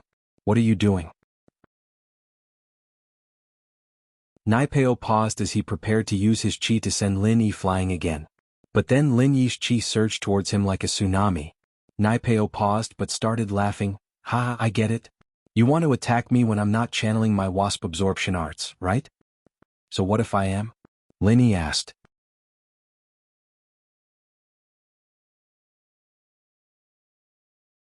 Chapter 1929. Date: October 20th. Chapter 1941. Faubert's wife Lin Yi glanced at the BMW's license plate and model. It was the latest American model this year. It hadn't been released in the country yet, so it had to have been imported not too long ago. The license plate too was the latest from East Box. It was obvious that it was a new car. He couldn't tell who the siblings were from the car. However, to be able to afford a villa and an X5M, this pair of siblings must be very rich. Yao Yao Shu. Falbert got out of the car and smiled when he saw Lin Yi and the others. He hadn't seen them for half a month. Falbert heard that the military training was over, so he rushed over. Falbert, you've been quite energetic recently. It seems like everything in Songshan is going well. Lin Yi smiled. Falbert was no longer depressed. He looked refreshed and energetic. Yeah, Pengzhan Industries is on the right track and Mr. Chu has changed his business philosophy. Perhaps Pengzhan Industries will welcome a rapid growth. Falbert said, but it's all thanks to Yi. Because Uncle Fu also saw that there were neighbors moving things over there, he didn't say much and didn't say much. Falbert, the food is ready and the people are ready. We're just waiting for you. Meng Yao looked at Falbert mischievously. The people are ready as well? Falbert paused and remembered what Lin Yi said before. He shook his head helplessly. I'm already so old. I don't have those kinds of thoughts anymore. Thank you for your kindness. I've thought about it carefully. I still can't forget my wife, so, although Falbert didn't finish his sentence, Lin Yi and the others understood what Falbert meant. He didn't want to remarry yet, so it was better to let it go for now. Alright, let's just get to know each other as normal friends. You're the housekeeper of Songshan, and Grandma's son is the housekeeper of Dongheng. You'll have more chances to communicate with each other in the future, Lin Yi said. Okay, hee, even if you didn't mention it, I have long wanted to visit this Miss Sunday. Thank her for taking you in. Falbert said. As they spoke, the four of them walked into the villa. Grandma's son had just placed the last hot dish on the table. Seeing that they had arrived, she immediately greeted them warmly. Mr. Lin, Miss Chu, the guests are here? Dinner is ready. When Falbert heard Grandma's son's words, the smile on his face froze. He raised his head in disbelief and looked at Grandma Sunday. At that moment, it was as if he had been struck by lightning. He looked at Grandma's son and was so moved that he couldn't speak. Time had changed her nirvana, the wind and frost had aged her appearance, but Falbert recognized the person in front of him at a glance. It was the woman he had been dreaming about, his wife, Sun Luoyue. It's her? She didn't die? She had been in Songshan all this time? Then why didn't she look for him? He was considered a famous person in Songshan. Although he didn't have as much exposure as a celebrity, he would always be accompanying Chu Pingzhan in some of Songshan's business newspapers. Falbert, this is Grandma's son? Lin Yi introduced. He was about to introduce Falbert to Grandma's son when he turned around and saw Falbert's stunned expression. Lin Yi was slightly stunned. Falbert? Falbert, what's wrong? Grandma's son was also a bit confused. What was wrong with this person? Why did he stare at him the moment he entered? Why was he stunned? Although Grandma's son knew that she had dressed up for the past few days and had some charm, she was definitely not a great beauty. How could an old woman move a man's heart? Besides, she also knew Falbert's identity. It could be said that in Pengzhan Industries, Falbert was only below one person but above tens of thousands of people. With this kind of identity, what kind of beauty couldn't he find? Why would he like her? So, although Grandma's son heard Lin Yi's matchmaking, she didn't care at all. Since this person didn't like her, then what did this look mean? However, Grandma's son also knew that this person should be closer than her, Lin Yi and Chu Mengyao, so she didn't show any dissatisfaction. However, although Grandma's son was confused, she could feel the deep love in Falbert's eyes. This made Grandma's son feel very strange. Could it be that he fell in love with her at first sight? Luoyu, is that you? Falbert raised his hand nervously. His voice was trembling and his breathing became very rapid. Grandma's son looked at Falbert in confusion. Luoyu? Who was Luoyu? This name seemed a bit familiar. Had she heard of it before? Grandma's son shook her head again. She couldn't remember. Seeing Grandma's son's puzzled gaze, Falbert's heart sank.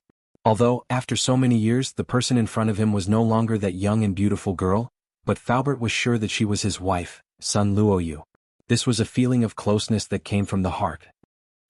I'm she. For the first time in many years, Li Fu said his real name, but he didn't care. The people standing around were all his closest people. No one would harm him. Moreover, Lin Yi was the person who saved his life many times. At this moment, Lin Yi also found out that Li Fu's real name was Shi. Li Fu, Shi, it was just two words turned upside down to form a name. Hearing the two words Shi, Grandma's son's face finally showed a slight change, but then Grandma's son's eyes became blank as if she was recalling something, but also seemed inexplicable.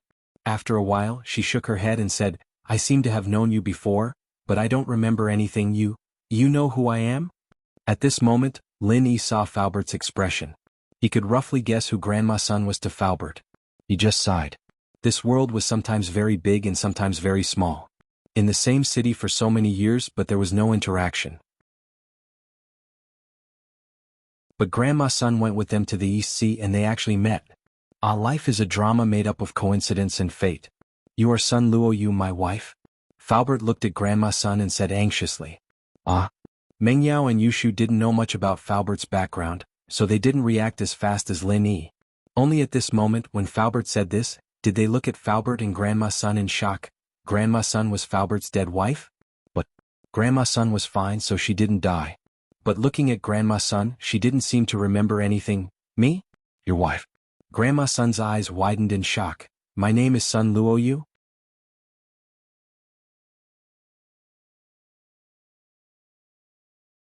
Chapter 1930.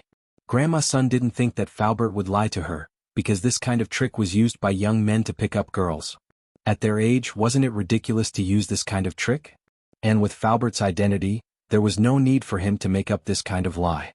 // that's right.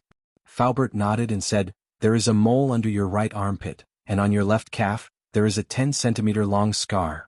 Ah. Although Grandma Sun knew that Falbert didn't seem to be lying, but at this time, when she heard Falbert say the characteristics of her body, she was still very surprised. Could it be that what he said was true? Was she really his wife? Naturally, Grandma Sun knew about the mole under her armpit, but she didn't know where the scar on her calf came from. She couldn't remember it at all, but Grandma Sun always wore long clothes and pants, so it was impossible for her to expose these two places. Even Meng Yao and Yushu, who lived with her, didn't know about it, so how could Uncle Fu know? Sure enough, it's really you. Although Falbert was confident before, at this moment, seeing Grandma Sun's expression, Falbert's heart relaxed. It was her, no mistake, his wife. For a moment, Falbert was filled with emotions and tears flowed down his old face. How many years had it been? How many times had he seen her in his dreams? Although she was younger and more beautiful than she was now, those were all illusions. When he woke up from the dream, it was all in vain. Although the current Grandma Sun was no longer youthful and beautiful, it was real in front of him. And what Falbert cared about was not her beauty, but this feeling. Even if she was disfigured, crippled, or even turned into a vegetable, Falbert would still be by her side until the end of time. I'm your wife? How come I don't remember? Grandma Sun looked at Falbert's excited look, and it didn't seem fake at all. But she had no memory at all, she only vaguely remembered that there seemed to be such a person in the depths of her memory. Yes. Falbert nodded heavily. Uncle Fu, Grandma Sun, I don't think we should just stand here. Let's eat something and talk. Lin Yi sighed. It seemed like things were getting a bit awkward. It wasn't as simple as he thought. By a freak combination of factors, he wanted to find an old partner for Falbert, but he found his first wife instead. But Grandma Sun had lost her memory. However, Lin Yi could feel it clearly. Grandma Sun was not a cultivator, but according to Falbert, she should also be a cultivator. No. Sun Jingyi was also a cultivator, but the Sun family's internal energy cultivation method was very strange. It was a supplementary cultivation method and it had nothing to do with strength. It was impossible to see through one's strength. However, on Sun Jingyi's body, if he didn't look carefully, Lin Yi could still feel the fluctuations of qi. When he was a golden class, this feeling was almost non-existent, but after he reached the mystic class or even the earth class, he could still find some characteristics of a cultivator on Sun Jingyi's body. But these characteristics on Grandma Sunday. Not a single one. If it wasn't for Falbert being so sure that this person in front of him was his former wife, Lin Yi couldn't believe it. This person was the Sun family's genius who could help Falbert recover his qi and heal his injuries. Yes. Look at me, I'm so excited. Falbert was a little apologetic. Everyone hasn't eaten yet, right? Let's eat together and talk. Falbert naturally sat together with Grandma Sunday. Mingyao's heart was full of emotions, but Yushu was curiously looking at Falbert and Grandma Sunday. Lin Yi had doubts in his heart, but he didn't ask. After sitting down, Falbert couldn't wait to put a mouthful of food into his mouth, but after eating he said, "Not bad, this is the taste. How many years has it been? I've always missed this taste. Luoyin, I finally see you again." Grandma Sun also saw the deep love and longing in Falbert's eyes, but she really couldn't remember it all. In her memory, although she had a husband and a daughter, she didn't know where they went. Fu. Am I really your wife? What exactly happened to us? Grandma's son didn't think that Faubert was lying to her. She was just a scavenger before she became Lin Yi and Mingyao's housekeeper. With this identity she was definitely not good enough for Faubert. Even now she felt that there was a gap between the two of them. Plus she was an old woman now, not beautiful at all. Faubert's love came from his heart, and he didn't want anything from her. So in her heart, Grandma's son believed Faubert's words.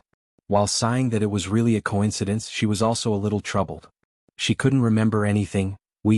Faubert hesitated, but he didn't continue. Let's eat first, I'll tell you after we eat. I don't want to ruin everyone's mood. What happened back then was a tragedy. Now that the family was sitting around the table, it was time to eat happily. Why talk about the sad past? Besides, now that he had found his wife, there was no need to talk about those sad things. The only regret was that his daughter was missing. She was so young, she was probably killed by the enemy. And his own master, although he was a sky-class master, how could the enemy let him go? In order to protect himself, he might have died under the enemy's encirclement.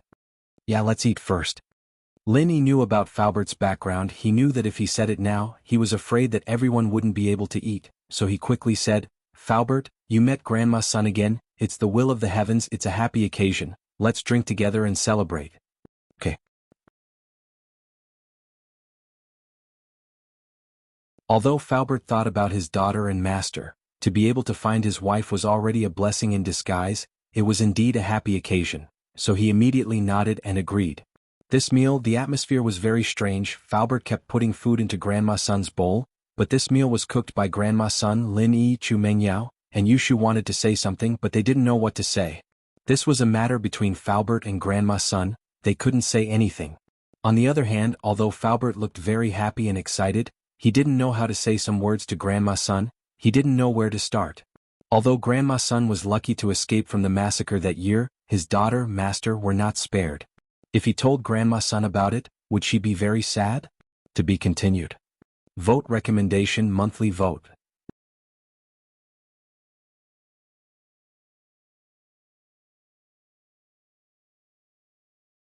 Chapter 1931. Date: October 20th. Chapter 1943. Remembered? But these things had to be said. If he didn't say it, Faubert wouldn't be able to make Grandma's son believe that he was her husband. Even if Grandma's son did believe him, he wouldn't be able to hide it from her.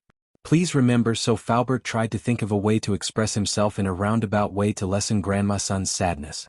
Faubert, Grandma's son, you guys must have a lot to talk about. How about this, you guys go to the room and talk alone.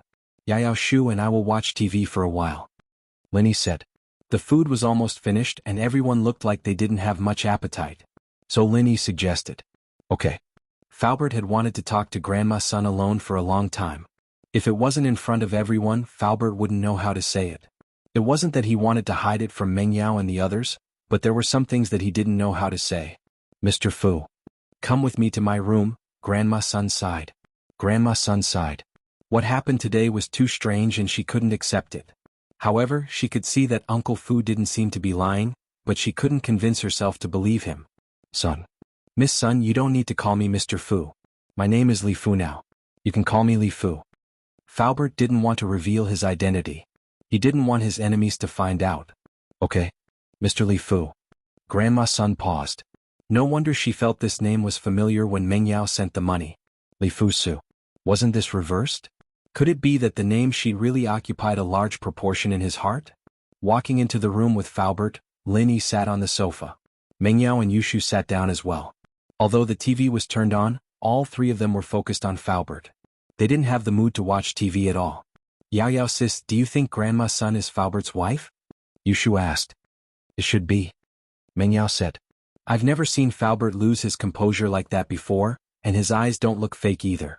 There's no reason for him to lie. Oh, that's strange. Why doesn't Grandma's son remember Faubert?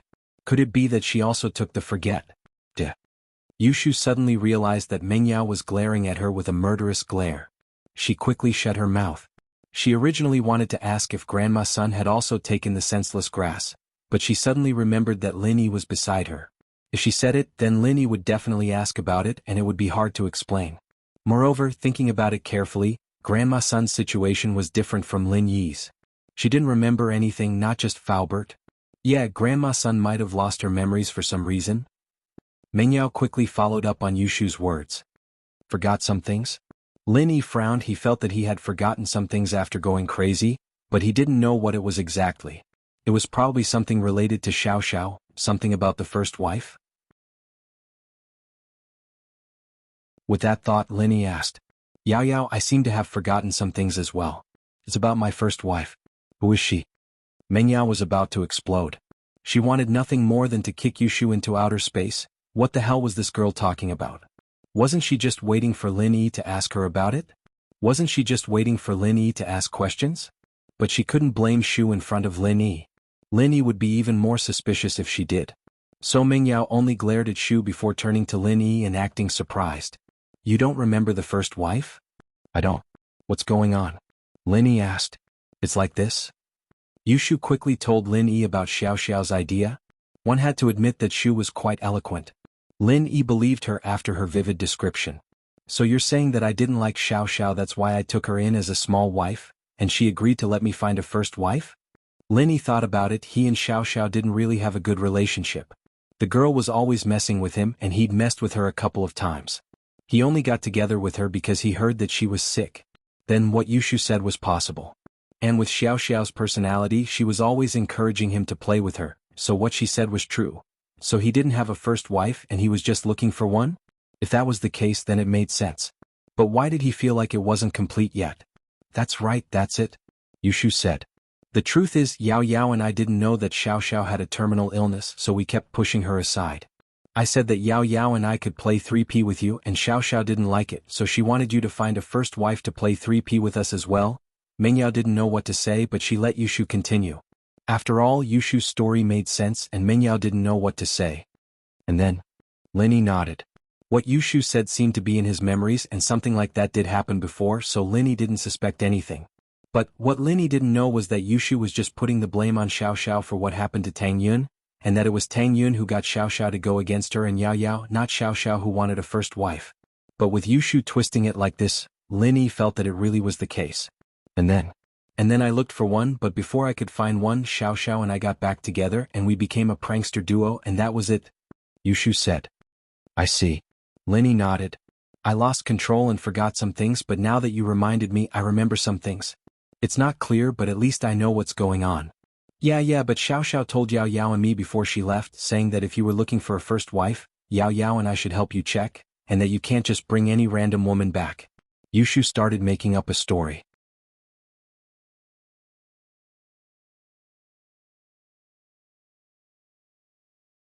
Chapter 1932. Date, October 20th. Chapter 1944. Can't remember all. I'll tell you guys if I want to. Please keep that in mind. Lin Yi nodded. Alright, let's not talk about that, let's talk about Faubert. Right, Lin Yi, you know about Faubert's background, right? What's going on? Can you tell me and Shu about it? Meng Yao was afraid that Lin Yi would start asking questions again, and so she quickly changed the topic back to Faubert. She was also very curious as to what happened between Faubert and Grandma Sunday. Lin Yi obviously knew about it from his expression at the dinner table. Alright. Lin Yi didn't have anything to do anymore. While Faubert talked to Grandma Sun, Lin Yi told Meng Yao and Yushu about Faubert's family. The Miss face was a little sad when Lin Yi was done, and Shu was silent as well. The two were evidently affected by Faubert's tragedy. Lin Yi didn't interrupt them, and Lin Yi felt the same sadness when he heard Faubert's story. After a while, Meng Yao spoke up. I knew that Faubert had a sad past, but I didn't know it was this bad. Yeah, I didn't think that Faubert's daughter, and his Shifu? Yushu was showing her true self now. Luckily he found Grandma Sun, that's a blessing in disguise. Yeah, as long as they can be together, they can spend the rest of their lives peacefully. Meng Yao nodded. But I don't know how Grandma Sun lost her memories and if she can recover them? Yushu said. Meng Yao was so pissed that she wanted to kick Yushu's chubby boobs to death. What the hell was this about amnesia again? Lin Yi, your medical skills are superb. Do you have a way? Meng Yao changed the topic to Lin Yi's medical skills, not giving Lin Yi much time to think. I'll give it a try. Lin Yi couldn't guarantee anything. He would check it later. Not long after Lin Yi finished speaking, Faubert and Grandma Sun pushed open the door and walked out. Lin Yi saw that although Faubert's face was filled with relief, there was also some distress.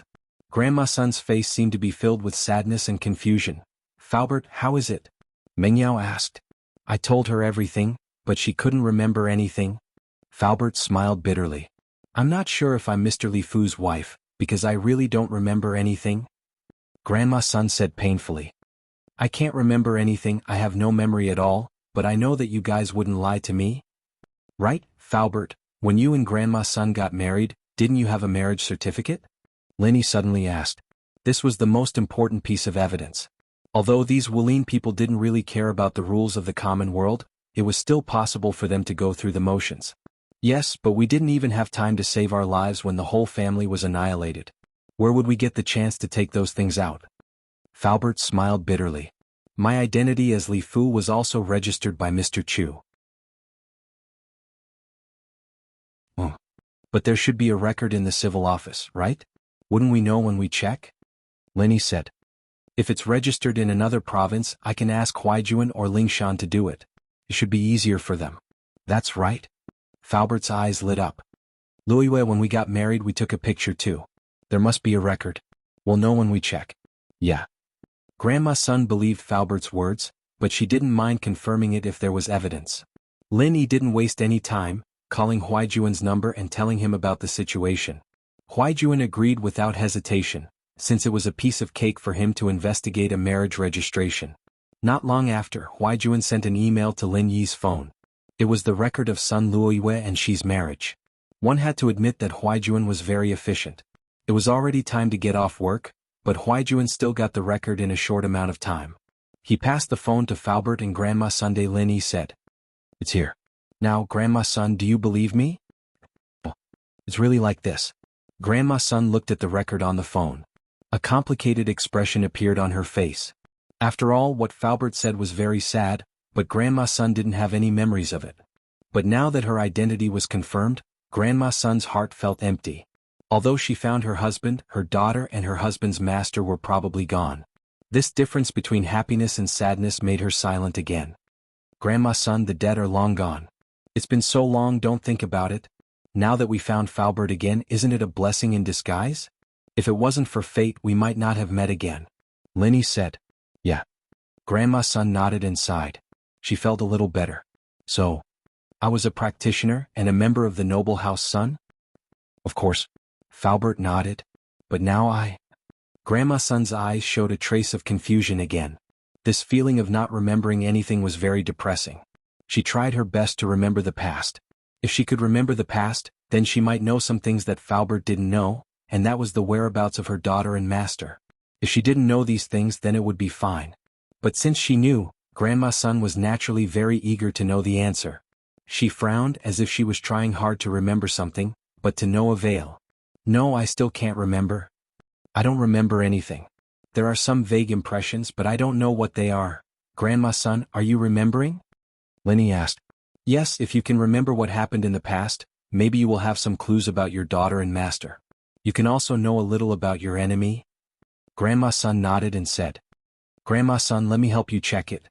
Linny didn't know what Grandma Sun meant. Although he wanted to help, if Grandma Sun didn't want to remember the tragic past, then Linny wouldn't interfere. That was because it was not a happy thing for anyone. It would only make them more depressed and sorrowful. But Grandma Sun clearly wanted to remember what happened in the past and find some clues, so Linny naturally had to find a way to help.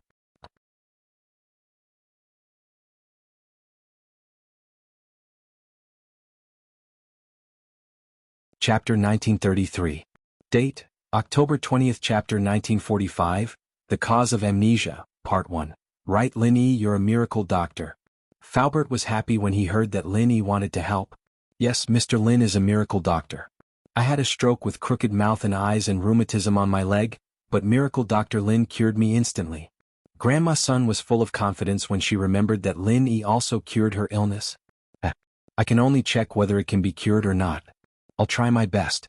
When Lin Yi cured Grandma Sun's crooked mouth and leg, he didn't check on Grandma Sun's other physical conditions. After all, time was limited and Lin Yi's goal was to cure Grandma Sun's crooked mouth and leg and then frame Zhening Jun. Okay, what do you need me to do? Grandma Sun asked quickly. Grandma Sun, just sit on the sofa and stretch out your hands, I'll check your pulse. Lin Yi could use his pure energy to check other people's body condition, so Grandma Sun didn't need to do anything, just relax. Okay. Grandma Sun nodded and sat next to Lin Yi on the sofa and stretched out her hands. Lin Yi grabbed Grandma Sun's meridians and started to check her body condition with his pure energy. However, as soon as he started, his pure energy was blocked. Lin Yi found that most of Grandma Sun's meridians were destroyed and the rest were blocked by blood clots. Although it wasn't as serious as Yang Huijuan, it was impossible for her to become a practitioner and practice pure energy.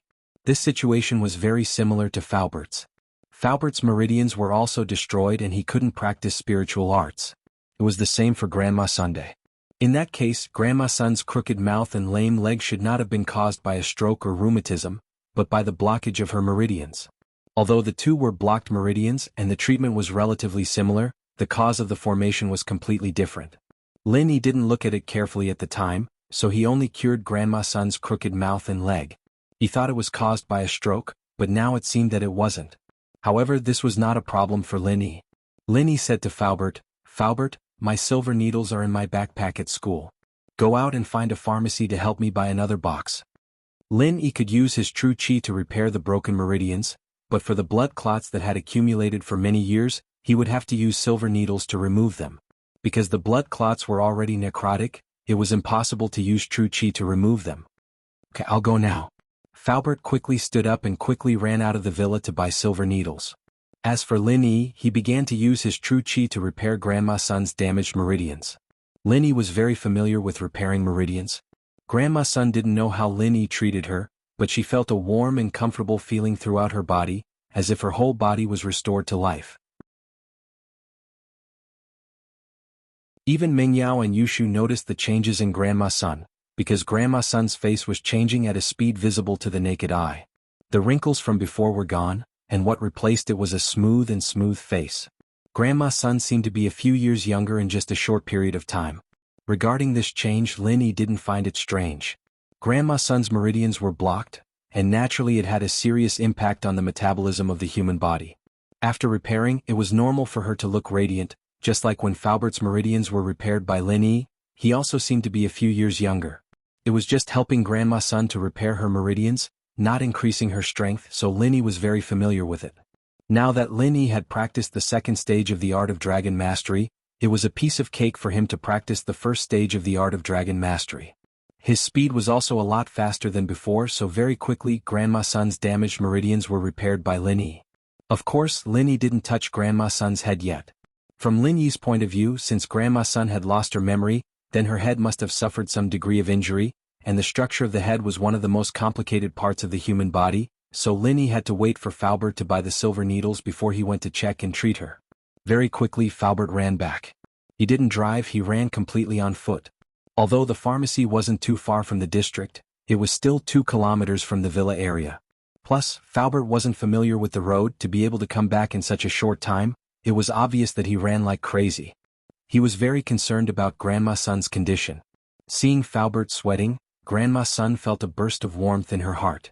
This man, it seemed like he loved her very much.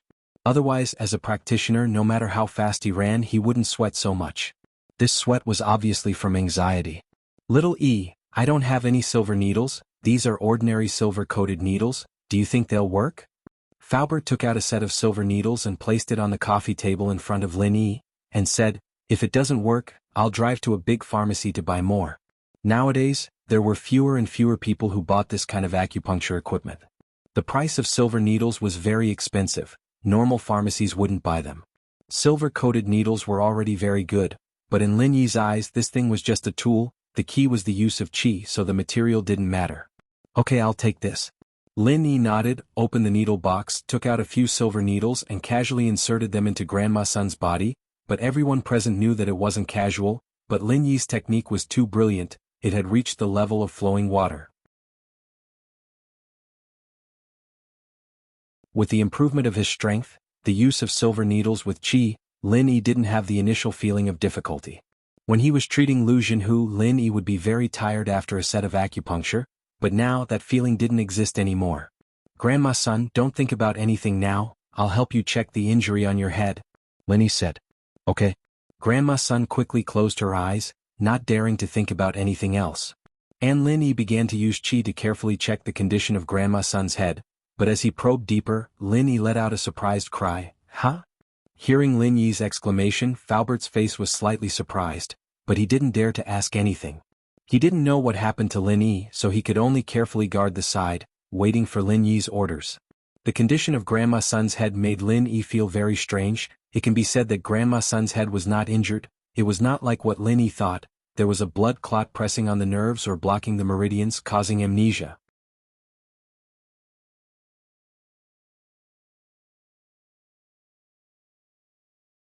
Chapter 1934. Date: October 20th. Chapter 1946. The Cause of Amnesia, Part 2. Instead, in Grandma Sun's head, there was a strange ball of qi that was wrapping around a part of Grandma Sun's brain. This was the first time Lin Yi had seen something like this. Could it be that the qi had affected Grandma Sun's memory? However, under Lin Yi's investigation, although the qi was strange, it didn't seem to have any evil intentions. It didn't seem like it was purposely set up by a master, but it seemed to have naturally appeared. It was very comfortable in Grandma Sun's head, and there wasn't a single trace of repulsion. However, without being completely sure, Lin Yi didn't dare to touch the qi. After all, it was quite difficult for Lin Yi to force the fire qi out of Grandma Sun's head. Using the same method to force the qi out of Grandma Sun's head would be quite difficult. Moreover, the qi wasn't in Lin Yi's body, it was in Grandma Sun's body.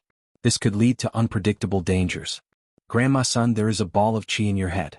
It seems that it is wrapping around a part of your memory, but this situation is very strange. This is the first time I've seen something like this, so I need to think about it and do some research. Lin Yi said, I'll clear the blood in your body today. Okay. Grandma Sun agreed without hesitation. On the other hand, Falbert's face turned pale.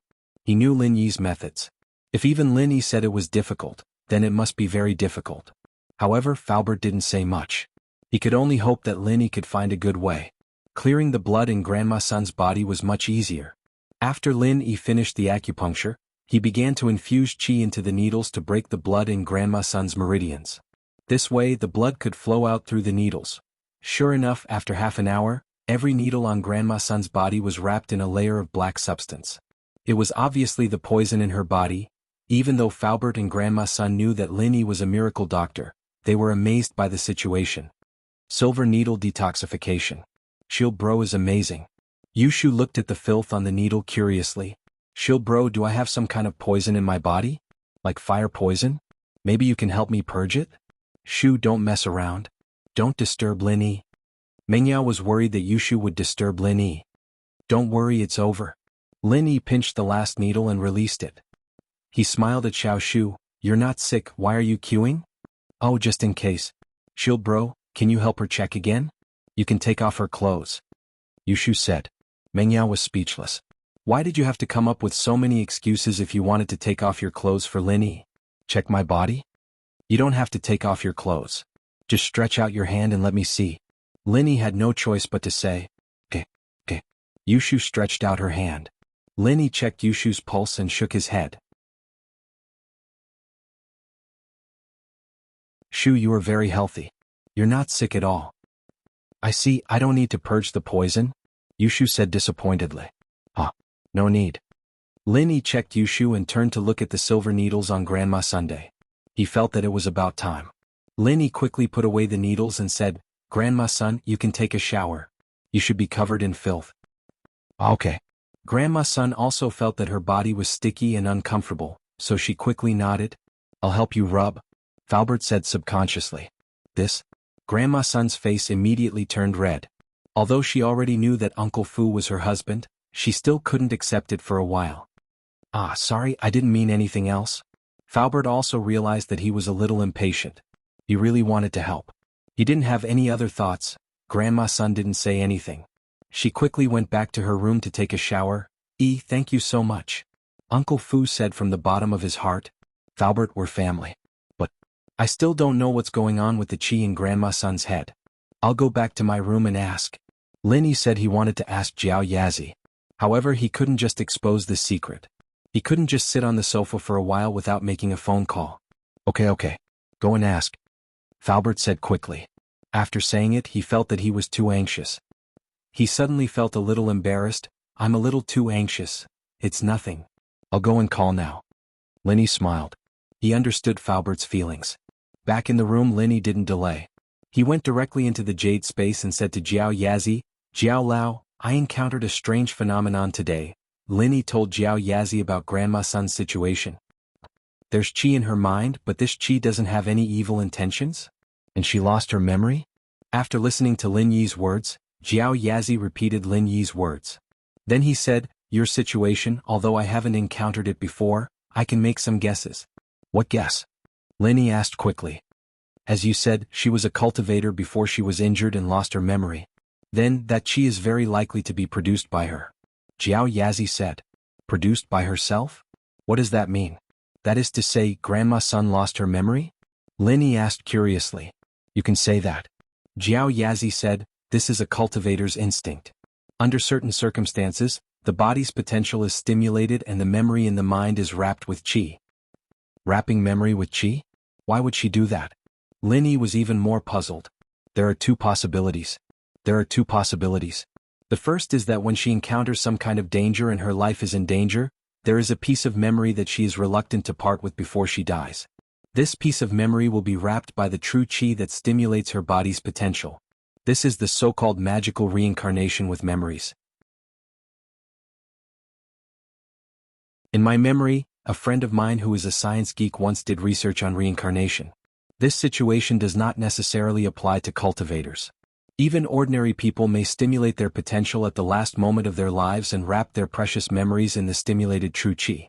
Then, after they die, this set of memories wrapped in true qi will exist in the form of free electric waves.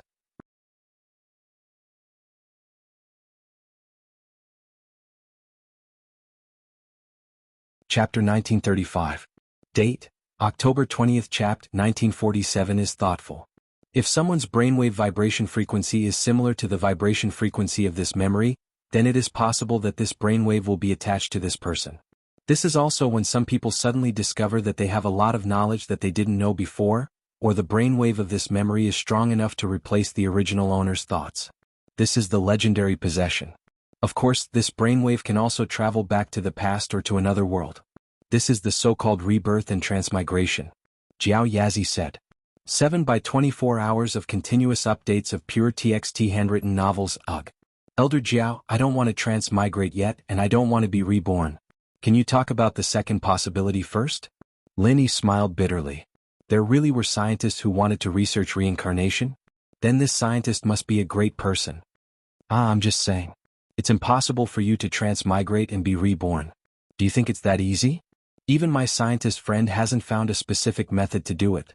Jiao Lao shook his head and said, the second possibility I'm talking about is that her family was destroyed. This is a sad past.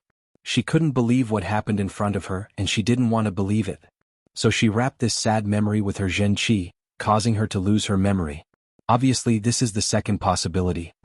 Jiao Yazi said, and this possibility is quite common. It's not just her, other ordinary people will also have similar situations. This is commonly known as memory sealing. It's a person forcing themselves to forget a certain part of their memory. So, in other words, the Zhen Qi in Grandma Sun's head was produced by her? Linny asked. 7 by 24 hours of continuous updates of pure TXT handwritten novels. I'm not sure about this. But since your art of dragon mastery can convert Zhen Qi into universal Zhen Qi, you just need to let her produce a bit of Zhen Qi and compare it with the Zhen Qi in her head. Jiao Yazi said. The key is that she lost her memory. She doesn't remember practicing at all. Although her meridians are repaired, she doesn't remember the mantra. It's impossible for me to help her recover her strength. Linny smiled bitterly. I see. Then there's nothing I can do. Ask Li Fu if he knows or if anyone else knows. Jiao Yazi shook his head and said helplessly. Okay, I'll go ask. Linny nodded and walked out of the jade space, quickly returning to the living room. How is it? Falbert saw that Linny came out so quickly and his heart sank. Was there no news? I asked it might be like this. As he spoke, Linny told Falbert about the second possibility that Jiao Yazi had mentioned. It seemed that this possibility was more likely. So you mean that Luo Yin sealed her memory? Falbert was surprised. Then, as long as we remove the Zhen Qi from her head, we can recover her memory? In theory yes, but we're not sure if the Zhen Qi in Grandma Sun's head was generated by herself. Although it doesn't seem to have any bad intentions, there's always a chance. If something happens when we remove the Zhen Qi, the consequences will be unimaginable. Linny smiled bitterly. If there really was a problem with the Zhen Qi, it could even explode. If Grandma Sun's head exploded, even if Lin Yi was the reincarnation of Zhang Liju, he wouldn't be able to do anything. How do we determine it? Uncle Fu was startled and asked in a somewhat puzzled manner. Grandma Sun's practitioner's mantra, do you have it? If you do, you can try to let her practice it again.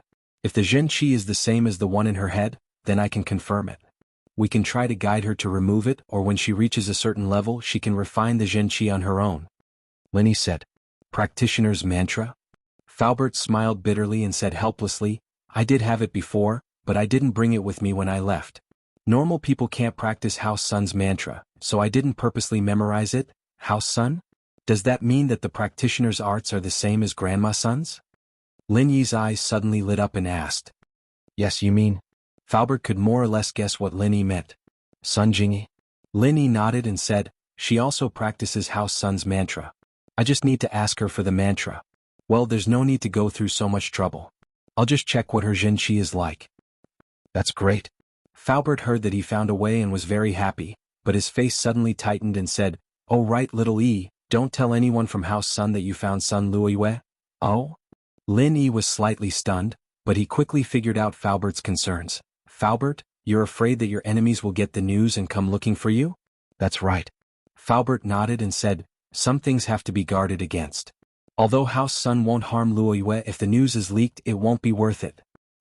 Okay, I won't say it, Lin Yi said. While they were talking, Grandma Sun had finished her bath and walked out of the room.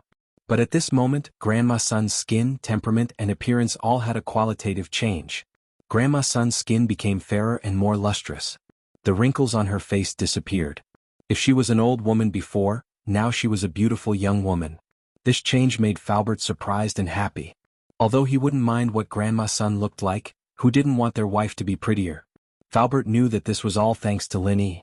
Grandma Sun was also a practitioner, so after her meridians were opened she would naturally look younger. This was a very normal thing. That's amazing. Yushu said in surprise, I didn't expect Grandma Sun to be such a beauty. I can't call her Grandma Sun anymore, I have to call her Aunt Sun. Grandma Sun obviously noticed the changes in herself. She was surprised and happy. Before, although Faubert showed his love, Grandma Sun felt that she was too old compared to him. But after Lin Yi treated her, her body changed drastically. You can call me whatever you want. I'm already used to it. Grandma Sun smiled and said, I didn't expect Mr. Lin to be so powerful.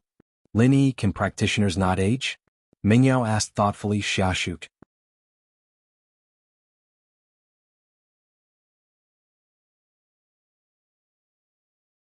Chapter 1936. Date: October 20th. Chapter 1948. Speechless, not bad. Golden class masters can extend their lifespan. Mystic class masters can slow down the aging process. Earth class masters can slow down the aging process. And Sky class masters can maintain their youthful appearance forever. Lin Yi said, the moment you break through to Sky class, your appearance will never change again. What happens after Sky class? Yushu suddenly asked. Please remember, I don't know. Lin Yi shook his head. Mengyao nodded thoughtfully. So, Tang Yun and Xiao Xiao wouldn't age at all? Mengyao looked at Lin Yi and suddenly had the urge to become a practitioner. She wanted to become a Sky class master too. But, she also knew that some things could only be found by chance. It wasn't something she could get just because she wanted to, otherwise everyone would be a practitioner. Let's stop here for today's treatment. Tomorrow I'll contact Sun Jingyi and check on her qi, then check on Grandma Sun's qi, Lin Yi said. Faubert, it's getting late, you and Grandma Sun should rest early too. Mengyao and Yushu went upstairs and Lin Yi went back to his room, leaving only Faubert and Grandma Sun in the living room. Faubert felt a little awkward. I'll stay in the guest room. No need, since we are husband and wife, let's stay together. You can also tell me about the past. Grandma Sun hesitated and said shyly. Okay. Faubert wasn't in a hurry to do anything, but he was very excited about Grandma Sun's acceptance. He quickly nodded happily. Seeing Faubert act like a child, Grandma Sun shook her head helplessly, but at the same time she felt warm in her heart. The next morning, Faubert and Grandma Sun woke up early with a light smile on their faces. Although Grandma Sun hadn't recovered her memories yet, it was obvious that she had accepted Faubert. The two were busy preparing breakfast in the kitchen, and Lin Yi, Mengyao, and Yushu smiled as they watched them. Faubert is so happy, it's the first time I've seen him so happy. Yushu's impression of Li Fu was that he was a serious man, not a single hair out of place. Even when he'd been staying in the villa and preparing breakfast for them in the mornings, he'd never looked this serious. He'd never smiled like this before. Uncle Fu found his wife, but where's my mom? Meng Yao's eyes were filled with a sense of loss and loss. Yao Yao, does Uncle Chu not know about your mom? Linny asked. Daddy. He knows, but he won't tell me. He said I'm still young, some things are better left unknown. Meng Yao shook her head. Linny paused. Could there be some sort of secret behind all this? But since Peng Zhan didn't want to talk about it, he didn't say much. Every family had their own, maybe something unexpected happened. After breakfast, Lin Yi, Meng Yao, and Yushu left the villa, ready to drive to school. Coincidentally, the siblings from the villa next door came out as well, obviously going to school as well. What a coincidence, you guys are going to school too? Han Jingjing greeted Lin Yi and the others. Yeah, you guys are going too? Lin Yi nodded. Lin Yi was very indifferent to people he wasn't familiar with, especially when Han Jingjing's background made Lin Yi suspicious, so naturally, he didn't have a good tone. I see, why don't we get a ride with you guys? Han Jingjing suddenly said, my brother and I don't know where the buildings for economics and biology are, you guys are from those two departments. Sure, let's go together then. Meng Yao answered before Lin Yi could even reply. As far as she was concerned, they were neighbors and classmates and they were in the same profession. It was only natural for her to help out if she could. It wasn't a big deal. Lin Yi didn't want to be too close to them, and wanted them to follow behind, but Lin Yi couldn't say anything since the miss had already agreed. Thank you so much. Han Jingjing and her brother got in the car and sat in the back with Meng Yao, while Yushu sat in the front passenger seat. Lin Yi started the car and drove to school. It wasn't far from here, so they arrived in no time.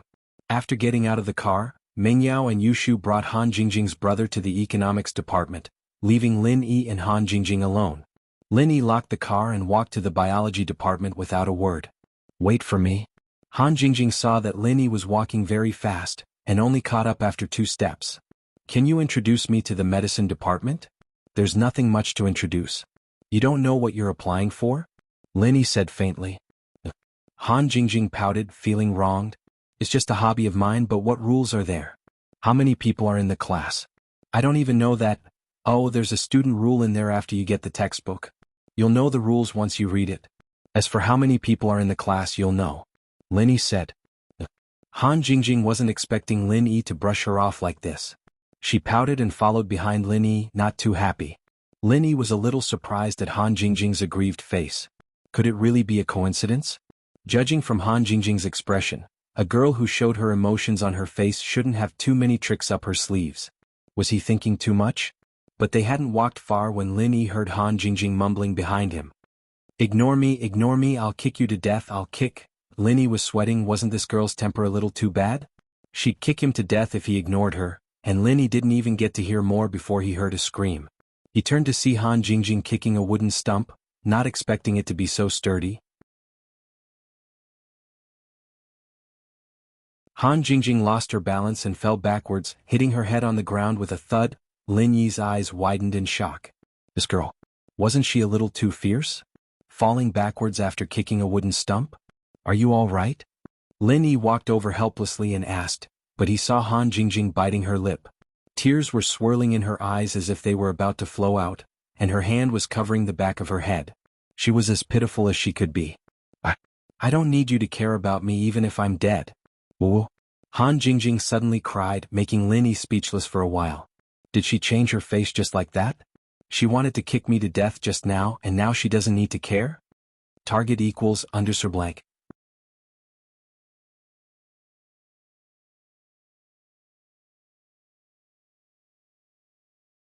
Chapter 1937. However, Lin Yi was someone who could be persuaded but not cowed. Seeing Han Jingjing crying on the ground, he couldn't bear to see her like that.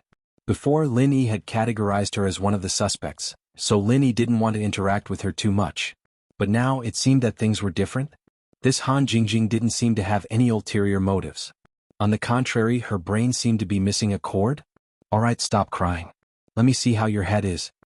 Lin Yi bent down and carefully moved Han Jingjing's hand away. He saw that the back of Han Jingjing's head was already swollen. He thought to himself, thank goodness this girl is young. If she was older, wouldn't she have a cerebral hemorrhage? Woo. It hurts. Han Jingjing's face was wet with tears. She was as miserable as she could be. At this time many students looked over. After all, they were very curious. What was a girl crying on the ground for? There were also some students who didn't know and had a lot of imagination. They started to think and scold Linny. See that? This guy must have cheated on her and got found out by his girlfriend. Look at how pitiful his girlfriend is. This guy's eyes are really all the way to the soles of his shoes. Such a beautiful girlfriend, I'll definitely treasure her and worship her. Look at how he made her cry. Another guy said with righteous indignation. Although Linny was far away, he was still in Earth class. His eyes and ears were naturally better than normal people. He heard the conversation clearly and was speechless. Linny had to admit that Han Jingjing was a beauty. Her round face and big eyes made her look like a porcelain doll. This kind of beauty wasn't like the Miss Classic beauty, nor was it like Yushu's pure and playful beauty. It was more like a little Lolita's. Especially now, when she was crying pitifully, it made people feel sympathetic. Therefore, the comments on this side were almost one-sided in favor of Han Jingjing, and Lin Yi became the heartless villain. Although Lin Yi didn't care about all this, it would be troublesome if his nonsense reached the Miss ears. Lin Yi had no choice but to deal with it quickly. He reached out and touched the big bump on Han Jingjing's head, quickly channeling the art of dragon mastery to heal it. Alright, stand up, let's go. Lin Yi said after curing Han Jingjing. It doesn't hurt anymore? Han Jingjing touched the back of her head and realized that the bulge was gone. She looked at Lin Yi in surprise and said, "Wow, you're amazing. How did you do it? Can you teach me?" Lin Yi frowned. Only now did he realize that he was a little reckless in a moment of desperation. He used pure energy to treat a neighbor he just met, and this neighbor was a curious baby, seemingly wanting to get to the bottom of it. "We'll talk about it later. Let's go to the classroom now, there are people watching," Lin Yi said. "Oh, okay." Han Jingjing patted the dust on her pants and followed Lin Yi happily. What's going on? Han Jingjing had been crying non-stop a moment ago, but now she was smiling all of a sudden, leaving with Lin Yi as if nothing had happened. The onlookers didn't know what was going on. "I know, that girl must have asked for something too much with her boyfriend. The boyfriend didn't agree, so she cried, and then when the boyfriend agreed, she smiled," a bystander said. That seems to be the case. Could it be that she wanted to buy some cosmetics or clothes, and the boyfriend didn't buy it for her?" Another bystander nodded. "It's very likely." Another person also echoed. But no matter what, the people involved had left and they also dispersed. Now that it was class time, it was okay to watch the fun, but it was not worth the loss if they delayed the class. "Lin Yi, how old are you? When were you born? Why are you so powerful?" Han Jingjing asked like a curious baby. "I don't know," said Lin Yi. He was also telling the truth. How would Lin Yi know when he was born? Would orphans know? How is it possible? "You are lying," said Han Jingjing. "I'm not lying. I'm an orphan." Lin Yi was afraid that she would cry again, so he answered. Han Jingjing was stunned. She didn't expect Lin Yi to answer like this. She was a little silent. After a long time she said, "Sorry, I don't know." "Then, since you are older than me, I will call you Brother Lin Yi." "It's nothing. I'm used to it." Lin Yi said faintly, "We are classmates. If you call me brother, what will others think?" "Why do you care about others?" Han Jingjing asked with some doubts. "What?" Lin Yi was stunned. He didn't know how to answer Han Jingjing's words. "Yeah, why?" asked Han Jingjing. "Nothing. Do whatever you want." Lin Yi shook his head. This Han Jingjing's IQ seems to be a little lacking. Could it be that she became stupid from the fall just now? "Okay." Han Jingjing nodded happily. "From now on, you're my big bro, Lin Yi. You have to teach me that miraculous healing skill." "That? You can't learn it?" Lin Yi smiled bitterly. "Why can't I learn it?" Han Jingjing looked at him curiously. "Because..." Lin Yi didn't know what to say. "Why do you have so many whys? Why don't you go see 100,000 whys?" "What's 100,000 whys?" Han Jingjing asked curiously. "Defeated by you." Lin Yi was speechless. "How did you live this long?" "To live with my younger brother," Han Jingjing said seriously. Lin Yi pointed at the classroom in front of him. "We're here. This is the medicine faculty. Thank you. Can I go to and from school with Lin Yi, big bro, every day?" Han Jingjing asked happily. "We'll talk about it later." Lin Yi wanted to get rid of this 100,000 wise girl. Why did she have so much to say? Why didn't he see it before? If he knew she was so troublesome, he would have rejected her when she asked to be in the same car this morning. Lin Yi walked into the classroom and saw that the seats were the same as before. Sun Yan was still sitting in the same seat. Lin Yi walked over and sat beside her. Han Jingjing, on the other hand, followed Lin Yi to Lin Yi's side. Han Jingjing's appearance attracted the attention of the students in the class. Sun Yan was also a beauty in the school, but she was taken as soon as she arrived. The boys didn't have any ideas about her.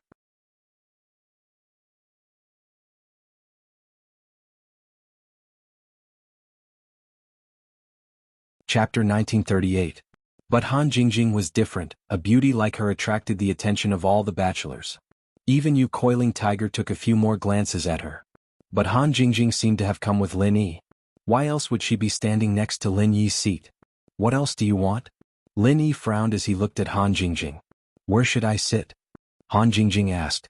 Anywhere you want. Aren't there a lot of empty seats here? Lin Yi pointed at the empty seats around him. Then can I sit next to you, big brother Lin Yi? Han Jingjing looked at Lin Yi with a pitiful look. There's no space next to me. Can you sit in the aisle? Lin Yi rejected Han Jingjing's request immediately. He wouldn't be able to go to class if he agreed to it. Lin Yi wouldn't be able to do anything else either. Let this big sister sit there and you sit in the middle. Wouldn't I be able to sit next to you then? Han Jingjing's logic wasn't wrong. No. Lin Yi didn't wait for Sun Yan to say anything. Han Jingjing still wanted to say something, but Boss Bai walked into the classroom with a textbook in his hand. Han Jingjing had no choice but to find a random seat and sit down, a little depressed. Sun Yan looked at Han Jingjing curiously, then at Lin Yi. She wanted to ask something but didn't want Lin Yi to think that she was being nosy. Han Jingjing's here already? The moment Boss Bai entered the classroom, he saw Han Jingjing. He nodded to her and said, "Let me introduce her to you. This is Han Jingjing, the second female student of our medicine major. She was delayed by something before and only came to school today." Something to attend to before? Was she trying to avoid military training? Some of the students in the classroom couldn't help but think of Han Jingjing, a delicate beauty. It wasn't a big deal to run away. Therefore, after Boss Bai's introduction, there was a warm applause in the class. Obviously, these boys expressed their warm welcome to Han Jingjing. Alright, that's all for the introductions. Let's get ready for class. Boss Bai knocked on the podium and said, "Our major is special. Other majors usually don't have specialized courses in the freshman year, but ours is different. We have specialized courses from the freshman year, and they take up a large proportion. Of course, all the professional courses will be taught by me alone." Hearing Boss Bai's words, everyone was not too surprised because after the military training, the timetable was distributed by Weitua, and everyone knew the curriculum of the first semester of the freshman year. 7 by 24 hours of continuous updates, pure handmade TXT novels. Today was Boss Bai's first class, so he didn't go straight to the main subject. Instead, he talked about what the students in the medical major had to learn in the 4 years of university, what they had to master, and what they would achieve after they graduated from this major. However, to everyone's surprise, many core researchers of large pharmaceutical companies had graduated from Boss Bai's school, which made all the students present feel a sense of respect for Boss Bai. No wonder the seniors and their families insisted that they apply for this school. Most of the students here, except for those who loved medicinal herbs, were from families related to medicine.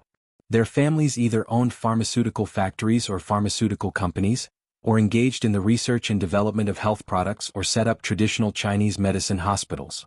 Therefore, they sent the children of their relatives and friends here to study. They wanted to learn some real skills so that they could contribute to their family's business when they went back. What? That Han Jingjing? Sun Yan couldn't help but ask Lin Yi during the break. She's my neighbor, she forced me to bring her to class this morning. Lin Yi smiled bitterly. I think there's something wrong with her IQ. Why is she acting so dumb? A neighbor? Sun Yan felt a little sour in her heart, something she couldn't quite put her finger on. It was a very strange feeling, one that she'd never felt before. Yeah. Lin Yi was just about to say something when he saw Han Jingjing walking over. What do you want this time? Big bro Lin Yi, where's the washroom? I want to go. Han Jingjing blushed. Can't you go look for it? Lin Yi's face darkened. Why did this Han Jingjing look like she hadn't seen much of the world? Why didn't she know anything? Judging from her ability to buy a villa, she couldn't be the young miss of some big family, could she? She was the type that had everything at her fingertips. I'm afraid I'll get lost. Han Jingjing said, a little embarrassed. I'll go with you, I want to go as well, Sun Yan said as she stood up. Han Jingjing's eyes flashed with disappointment, but it was gone in a flash. She nodded to Xinyan. All right, thank you, sis. It's nothing, it's on the way, Xinyan said as she brought Han Jingjing to the washroom. Xinyan actually wanted to get to know this new girl as well. They were the only two girls in the class after all, and it'd be more convenient to have a girl with them when there were activities in the future. It'd save the awkward situation of having to change clothes during military training. Xinyan and Han Jingjing went to the washroom, but Bai Weitua came over. Big bro Lin, what's up with this Han Jingjing? Don't tell me she's a freshman too? It's nothing, I met her on the way to school, she's also a medical major, so I brought her here. Lin Yi didn't mention that he was Han Jingjing's neighborhood, there were too many people around Bai Weitua. What if they all went to his house after he told them? At that time Miss and Shu would both be at home and it would be difficult to explain. Therefore Lin Yi planned to talk to Bai Weitua in private. No way, such good luck. Song Xiaodao said enviously, why can't I touch it? Now that I'm single, Lao Bai and Xing Ji both have their own targets. Better than yourself? Lin Yi was stunned and looked at Zhao Xingji. Lin Yi knew that Bai Weitua was pursuing He Meiwei, but he didn't know why Zhao Xingji also had a target. Is Chai Xiaoling he? Zhao Xingji said with a big belly. Lin Yi looked at Zhao Xingji and thought of Chai Xiaoling's petite figure. He felt a chill run down his spine. The two of them together were truly a stark contrast. By the way, Bai Weitua, how's the preparation for the freshman party? Lin Yi asked. There's basically no problem. I've talked to my classmates yesterday. I'm the main singer of our class's choir. Bai Weitua said, there's no class this afternoon. Let's start rehearsing.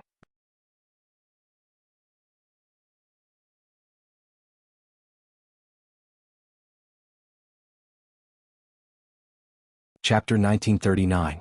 Date, October 20th. Chapter 1951. What should I do? That's good.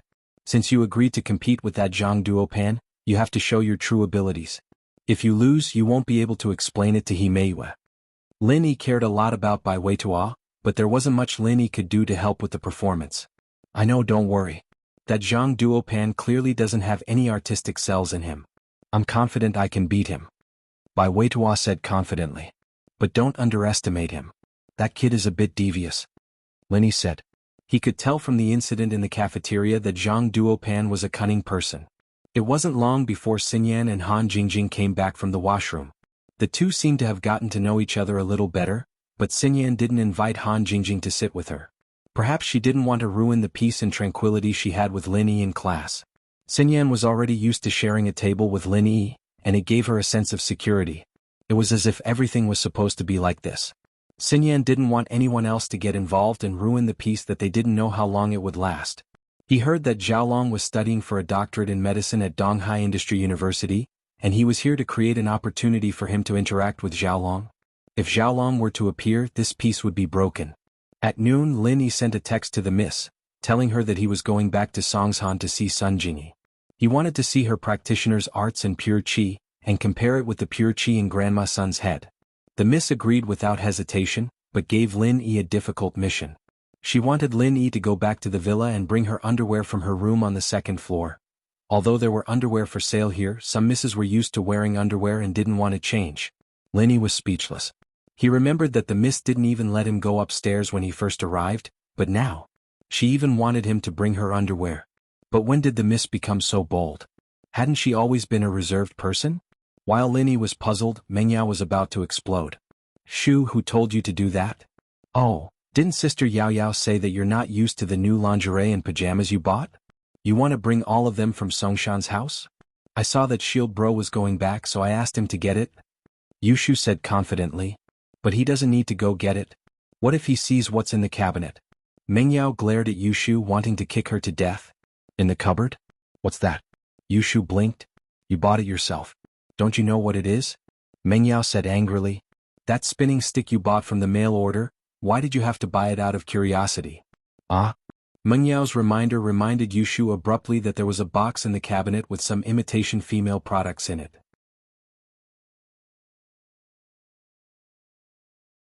Yushu had bought it online out of curiosity, but realized that it could damage the hymen when she bought it, so she didn't dare try it out. She'd only studied it for a while before tossing it into the cabinet, forgetting about it after that. She didn't expect Mengyao to remember it though. What's with the os? Hurry up and text him not to take it. Meng Yao was pissed. But, isn't texting us now? What if Shield Bro gets even more curious? Yushu said. You. Meng Yao thought about it. What if she texted Lin Yi to stop him from getting the underwear? He'd probably think it'd be weird if she stopped him from getting the underwear, and he'd check it out. It'd be like she and Shu were perverts, hiding things from him on purpose. Meng Yao sighed dejectedly at the thought. Forget it, I'll let you explain tonight. Oh, it's fine, I'll explain it. Don't worry, I won't drag Yao Yao down with me. Yushu promised with a pat on her chest. It had nothing to do with me. Meng Yao roared, frustrated. But you studied it too, Yao Yao. You didn't object when I bought it. Yushu said. Then how are you going to explain it? Meng Yao didn't want to dwell on the topic. I told you I wanted to do XX with Shield Bro, but I didn't know how to do it, so I bought one to study and understand the structure just in case. Yushu said. Whatever you want. Meng Yao was speechless. Yushu had always been tough, and it was best for her to explain. Before he left, he went back to the dorm. The box of American dollars he got from the drug dealer was still in his backpack. He was going to give it to Xiaoka. Although Fatty Lai could support Xiaoka in the construction of the orphanage by waiving some of the construction fees and material fees, the children in the orphanage still needed money. Fatty Lai couldn't provide the money endlessly. After all, Miracle Dr. Guan's medical company needed a lot of money to develop. Lin Yi didn't want to waste his money. After taking the money, Lin Yi called Sun Jingyi. Sun Jingyi was surprised and happy when she received Lin Yi's call. Big thief, why are you calling me? I thought you forgot about me. Sun Jingyi's attitude towards Lin Yi was slowly changing. At first she had a good impression of Lin Yi, but now she was a little moved. It wasn't until the Noble House meeting that Sun Jingyi realized how strong Lin Yi was. At first, Sun Jingyi was hesitant. She didn't know whether she liked Lin Yi or admired Lin Yi. But after seeing Ling Shan throwing herself at him, Sun Jingyi's competitive heart was touched. If she didn't grab onto such a good man, she wouldn't get another chance like this in the future. And these few days, when Sun Jingyi heard that Ling Shan was going to be transferred to Dongha, she was even more worried. She cursed Ling Shan for being so shameless. Lin Yi's wife just went to Shuegu, and Ling Shan was already in a hurry to get the position. She couldn't let her get her way. After all, she was Lin Yi's lover. It would be easier for her to go from a lover to a wife than an outsider like Ling Shan, right? Sometimes things were just so strange. Sun Jingyi went from being a little moved towards Lin Yi to suddenly occupying her whole heart. This strange phenomenon could be said to be a subtle influence. When Sun Jingyi calmed down, even she felt that it was unbelievable. Did she fall in love with Lin Yi just like that? When did it happen? When she asked him to help her deal with her business rivals? Or when she asked him to pretend to be her boyfriend to trick Wu Qintian? Or when she asked him to be her boyfriend to meet her grandpa? Xiaoshuk.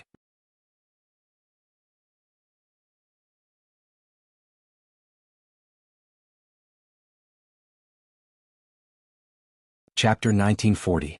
Date: October 20th. Chapter 1952. The Alliance of the Strong, or was it at the Noble House meeting when Lin Yi showed off his power? Sun Jingyi didn't remember exactly when it started, but she was sure that she had fallen in love with Lin Yi.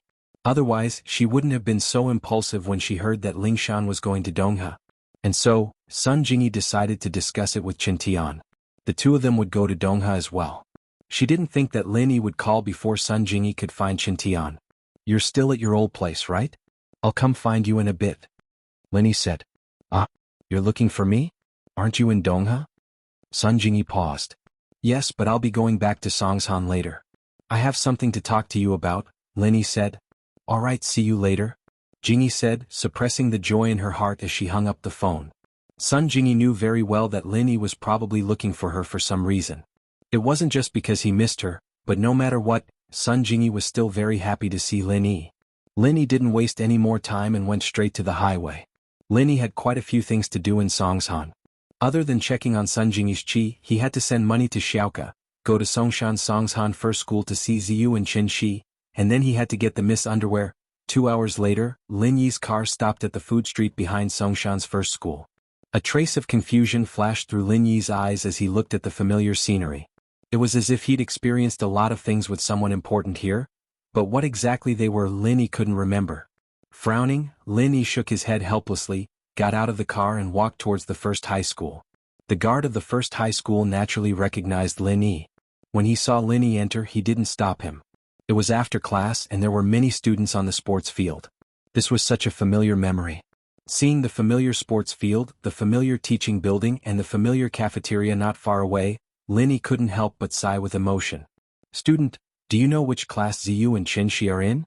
Linny asked a random student who looked like he was a freshman. "Ah, you don't know?" When the student heard Lin Yi's question, he looked at Lin Yi strangely. "Are they famous?" Lin Yi was also stunned. It was strange that he didn't know. Not very famous but extremely famous. Ziyu and Qinshi are the prettiest girls in the first year, but Ziyu has a hot personality. Not just anyone would go after her. Only school bully Zhou Ruoming would go after her. The student started talking excitedly. But compared to Ziyu, Qinshi is more popular. She's the commoner prettiest girl in school, and she's the target of many boys' fantasies. She's here to replace the commoner prettiest girl who graduated last year. Commoner prettiest girl? Lin Yi repeated those 4 words. What a familiar name. You seem to have heard of it before. Ichim? Right, are you from our school or not? How come you don't know anything? With that, the student looked at Lin Yi with caution. "Let me tell you, we can't even fight for the prettiest girl in our school. If you're from another school, you can pass." "I'm Ziyu's brother." Lin Yi smiled. "So you're Ziyu's brother? Then it's fine bye." The student looked at Lin Yi, a little awkward. Calling his sister a hot personality in front of Ziyu's brother was something embarrassing. "Wait, which class is Ziyu in?" Lin Yi asked. "Class 5. Ichim? Aren't you her brother? How come you don't know which class she's in?" The student looked at Lin Yi suspiciously. Distant relative just visiting her on the way. With that, Lin Yi turned and walked towards the school building. Could it be some random excuse made up by Ziyu's pursuer? The student shook his head and ignored him. Ziyu and Qinshi were the prettiest girls in school, but they were too far away from normal boys like them. They couldn't be reached. Lin Yi walked into the school building with familiarity, and found his classroom in no time at all. There was a group of people surrounding the classroom, and one of them was holding a bouquet of flowers, as if he was declaring his love for a girl. "Ziyu, just say yes, I'm true to you, I really am." The guy was saying mushy words of love. But Lin Yi recognized this guy. Who else could it be but Zhou Ruoming? This guy was showing his love to Ziyu. This made Lin Yi frown. He'd only been gone for a few days and the Zhou brothers were acting like this again? Didn't he ask Zhou Ruoguang to take care of Ziyu? Why was his brother, Zhou Ruoming, harassing Ziyu himself? Did this family want to die?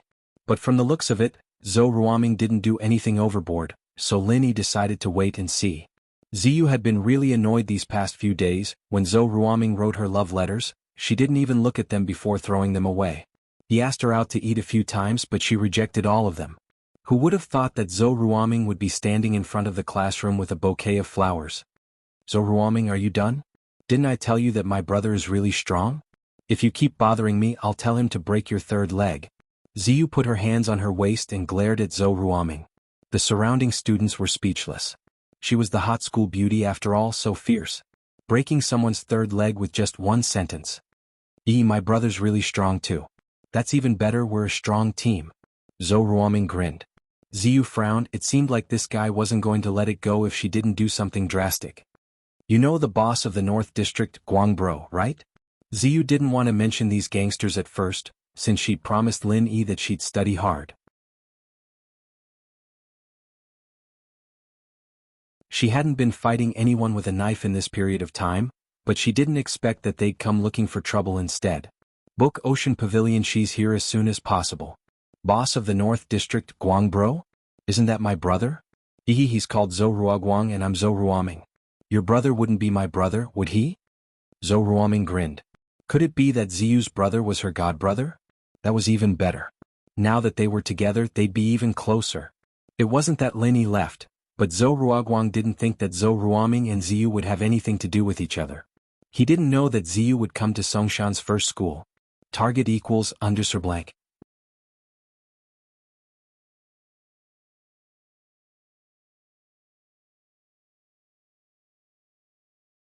Chapter 1941. Date, October 20th. Chapter 1953. Her brother is mean, so Zhou Ruoguang's your brother. That's even better. But he's not good enough to be my brother. Your brother's nothing but a pug in front of my brother. Ziyu remembered how much respect Zhou Ruoguang had for Lin Yi, and she couldn't help but feel proud of herself. This was even better, bringing up Zhou Ruoguang and having him ask around would make this guy stop bothering her. What did you say? Zhou Ruoguang's face darkened. This was a slap in the face. He didn't use force on her before because he knew that she was a hooligan, but now she was calling him a pug. Zhou Ruoguang was furious. Who the hell is your brother? I'm her brother. Lin Yi smiled and walked over. You. Zhou Ruoguang paused, not expecting someone to answer. He turned around and his face changed. He didn't expect it to be Lin Yi and his legs went soft, almost falling on his butt. He thought about what Ziyu said before, that your brother's nothing but a pug in front of my bro. She wasn't wrong at all. Even his old man Zhou Qindi was nothing in front of Hayashi Lin, let alone Zhou Ruoguang. Hayashi Lin. Ziyu's your sister. Zhou Ruoguang just realized how stupid of a thing he'd done. Of all people he had to go after Ziyu. His target was Qin Shi, the commoner beauty, but Tang Yun, the commoner beauty, got beaten up by Lin Yi, so he was a bit traumatized. He didn't expect her to be Lin Yi's sister. Why haven't you graduated yet, kid? Can't you do something proper? You only know how to hit on girls. Lin Yi frowned. He could tell that Ziyu wasn't at a disadvantage, so Lin Yi didn't bother with Zhou Ruoguang. With a hooligan like him in school he could at least look after Ziyu and Qin Shi. Hayashi Lin, I can't get into college so I'll just stay here for a few more years. Zhou Ruoguang said awkwardly, I'm sorry Hayashi Lin, I didn't know Ziyu was your sister. I wouldn't have gone after her even if I had 100 guts if I did. I'll throw this flower away. Alright, you don't have to throw it away. Lin Yi snatched the flower from Zhou Ruoguang's hands. I'll give it to you then. Ziyu, this is for you. Ziyu was already very surprised to see Lin Yi, and seeing Lin Yi give her a flower, her heart skipped a beat and her face blushed. In front of outsiders she was a hot girl, but in front of Lin Yi she was a good girl. She took the flower and said shyly, Lin Yi bro, thank you. Zhou Ruoguang was a bit dumbfounded. Ziyu had this shy side to her? But then he remembered that Lin Yi and Ziyu didn't have the same surname. Could they be siblings? At that thought, Zhou Ruoguang's legs shivered. He really was blind, chasing two women who were Hayashi Lin's women. He was asking to die. Lin Yi bro. Qin Shi saw Lin Yi as well, but her face darkened when she saw Lin Yi giving flowers to Ziyu. She recovered quickly, and her mood was replaced with joy. Why are you here? Lin Yi's senses were sharp. How could he not see the sadness in Qin Shi's eyes? She smiled and split the flowers in Ziyu's hands into two, giving one to Qin Shi. This was for you too. I was just about to ask Ziyu to give it to you. Yeah, Qin Shi, Lin Yi bro wanted to give it to you. Ziyu looked at Qin Shi teasingly as well. She knew what Qin Shi was thinking, of course. She'd been joking with her about Lin Yi a lot lately. Is that so? Qin Shi was happy, but she jumped when she saw Ziyu's eyes. She was afraid that she'd say something inappropriate in front of Lin Yi. Thank you Lin Yi bro, let's talk outside the classroom. It's not too good. Qin Shi was a bit shy. She had puppy love in her classmates, but she was the type of girl who was more cautious. She had a crush on Lin Yi, but she didn't want people to see it. In fact, even Zhou Ruoming could tell what Qin Shi was thinking. Zhou Ruoming sighed to himself. If he'd gone after Qin Shi back then, he'd be in big trouble. Going after a weak girl like Qin Shi? Zhou Ruoming wouldn't do what he did to Ziyu. He'd definitely do what he did to Tang Yun, threatening her. But if he did that, Lin Yi would probably stomp him to death. What's going on? What are you all standing at the classroom door for? A familiar voice rang out, and the students at the door dispersed immediately. Even Zhou Ruoming carefully moved to the side. What are you three standing there for? The voice rang out again, this time for Lin Yi, Ziyu, and Qin Shi. Ah, Mr. Wang, I'm here to see my sisters. Lin Yi smiled as he greeted the owner of the voice. Lin Yi? Jifeng's face turned a bit weird when he saw Lin Yi. He was relieved that Lin Yi had graduated. He could finally go back to being that powerful headmaster, but now Lin Yi was back. He didn't dare pretend in front of Lin Yi. Now that Lin Yi had graduated, he wasn't afraid of him anymore. What if Lin Yi said something about what happened before? He'd be in trouble. Therefore Wang Jifeng immediately put on a kind smile. Ah, these two are your younger sisters. Are they from grade 5, class 5? I understand. If you need anything in the future you can come find me anytime. Qin Shi, Ziyu, Mr. Wang said that if you need anything just go find him. Like if someone's chasing after you or something, Lin Yi said with a smile. Ziyu's eyes widened. She didn't think that the headmaster would be this nice to Lin Yi. Just who was this guy? Why was he so cocky everywhere he went? Ziyu was practically worshipping Lin Yi now. Haha, there's no need for the headmaster to do anything. I'll take care of it for Hayashi Lin. Zhou Ruoming was worried that Lin Yi would come looking for trouble. He quickly patted his chest in front of Lin Yi. Jifeng was speechless. This Zhou Ruoming was so loyal after getting beaten up by Lin Yi a couple of times.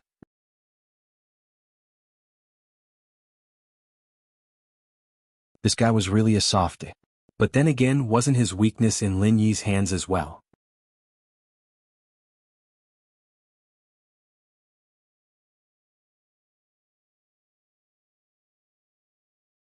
Chapter 1942. Date: October 20th. Chapter 1954. Ing Ziyu's idea. These two could be considered the black and white sides of the school. No one would dare bully Ziyu and Qinshi in school anymore. The next class is gym. We're not going. Lin Yi bro, bring us out for a walk, we haven't seen you in a long time. Ziyu said, skipping class right in front of the dean. Haha, it's fine. You guys go if you have something to do, I'll talk to the gym teacher. Jifeng said, wishing that Lin Yi would leave. Qinshi wasn't as smart as Ziyu, and her eyes went wide at the words of the strict dean. She couldn't believe it. But Ziyu was already holding her hand, following Lin Yi out of the school building. Ziyu, not bad, actually reaching the minimum requirement to pay for your own expenses. It seems like she's hard work this time. The first half of Lin Yi's sentence was to praise Ziyu, and Ziyu was feeling proud of herself. But the second half of Lin Yi's sentence was to praise Qinshi. This made Ziyu very depressed. It's true that it's she's work, but she tried her best too. Ziyu said, a little unhappy. Yeah, Lin Yi bro, Ziyu really put in a lot of effort. Qinshi said. I know, I don't want her to get arrogant. Lin Yi said. But you didn't disappoint me, Ziyu. Study hard and you'll be able to face yourself and your brother in the future. My brother? Ziyu's face was a little down when she heard Lin Yi bring up her brother. My brother's mission isn't done yet? When will he come back? I don't know about that, some things are confidential and I can't just say it like that. Please remember. Lin Yi said. But it'll be a long time, or your brother wouldn't have asked me to take care of you. The person my brother asked isn't bad at all. Big brother Lin Yi, you're so awesome. Wherever you go, people seem to be afraid of you. Even that black-faced Wang Jifeng treats you kindly. You're really awesome. Ziyu had been scolded by Wang Jifeng a couple of times since school, and she naturally held a grudge against him. Seeing how nice he was to Lin Yi today, Ziyu felt a lot better. Do you have enough money? He came to see Ziyu mainly because he wanted to ask if she had any money to spend. The school had waived her tuition, but she still needed money for her living. Fortunately, I haven't spent all the money you left me last time. I don't really need money. Ziyu wasn't the kind of girl who spent a lot of money. She usually spent money on transportation and food, and she didn't really buy clothes. Well, it's good that you know how to be thrifty, but don't waste yourself too much. This is a card with 20,000 yuan in it. If you use it sparingly, it should be enough for a semester. Lin Yi said as he handed a card to Ziyu. This was the card Lin Yi got before coming. The password is 6 zeros. This? My brother told you to give me? Ziyu didn't want to take Lin Yi's money.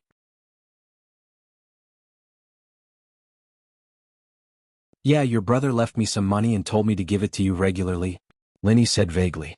Oh? Ziyu didn't hold back and took the card, putting it in her pocket. How's your mom? She's fine now, right? Lin Yi didn't know why, but he thought of old Zhu again. That guy always had bad intentions, and he didn't know if he'd tried to harm Qinshi's mom again. Mom's better now and she's working at that beef noodle house now. She's a part-time waitress, making 2,000 a month. Qinshi was very happy when she talked about her mom's situation. Not only was her mom better, but she could also go out and earn money.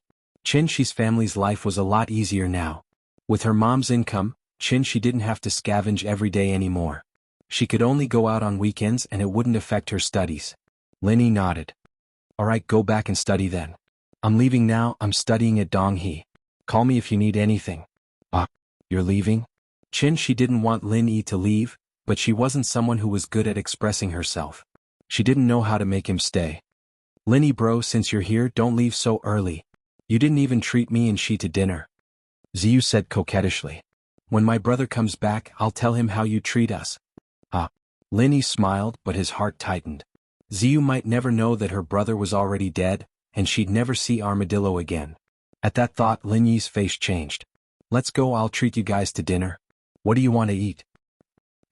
I want to eat the beef noodle house she's mom works at, Ziyu said. I tried it once before and I thought it was a bit expensive. This time it's your treat, Lin Yi bro. Alright, let's go then. Linny sighed. Ziyu was a good girl by nature, and being in that school before was actually a form of protection for herself.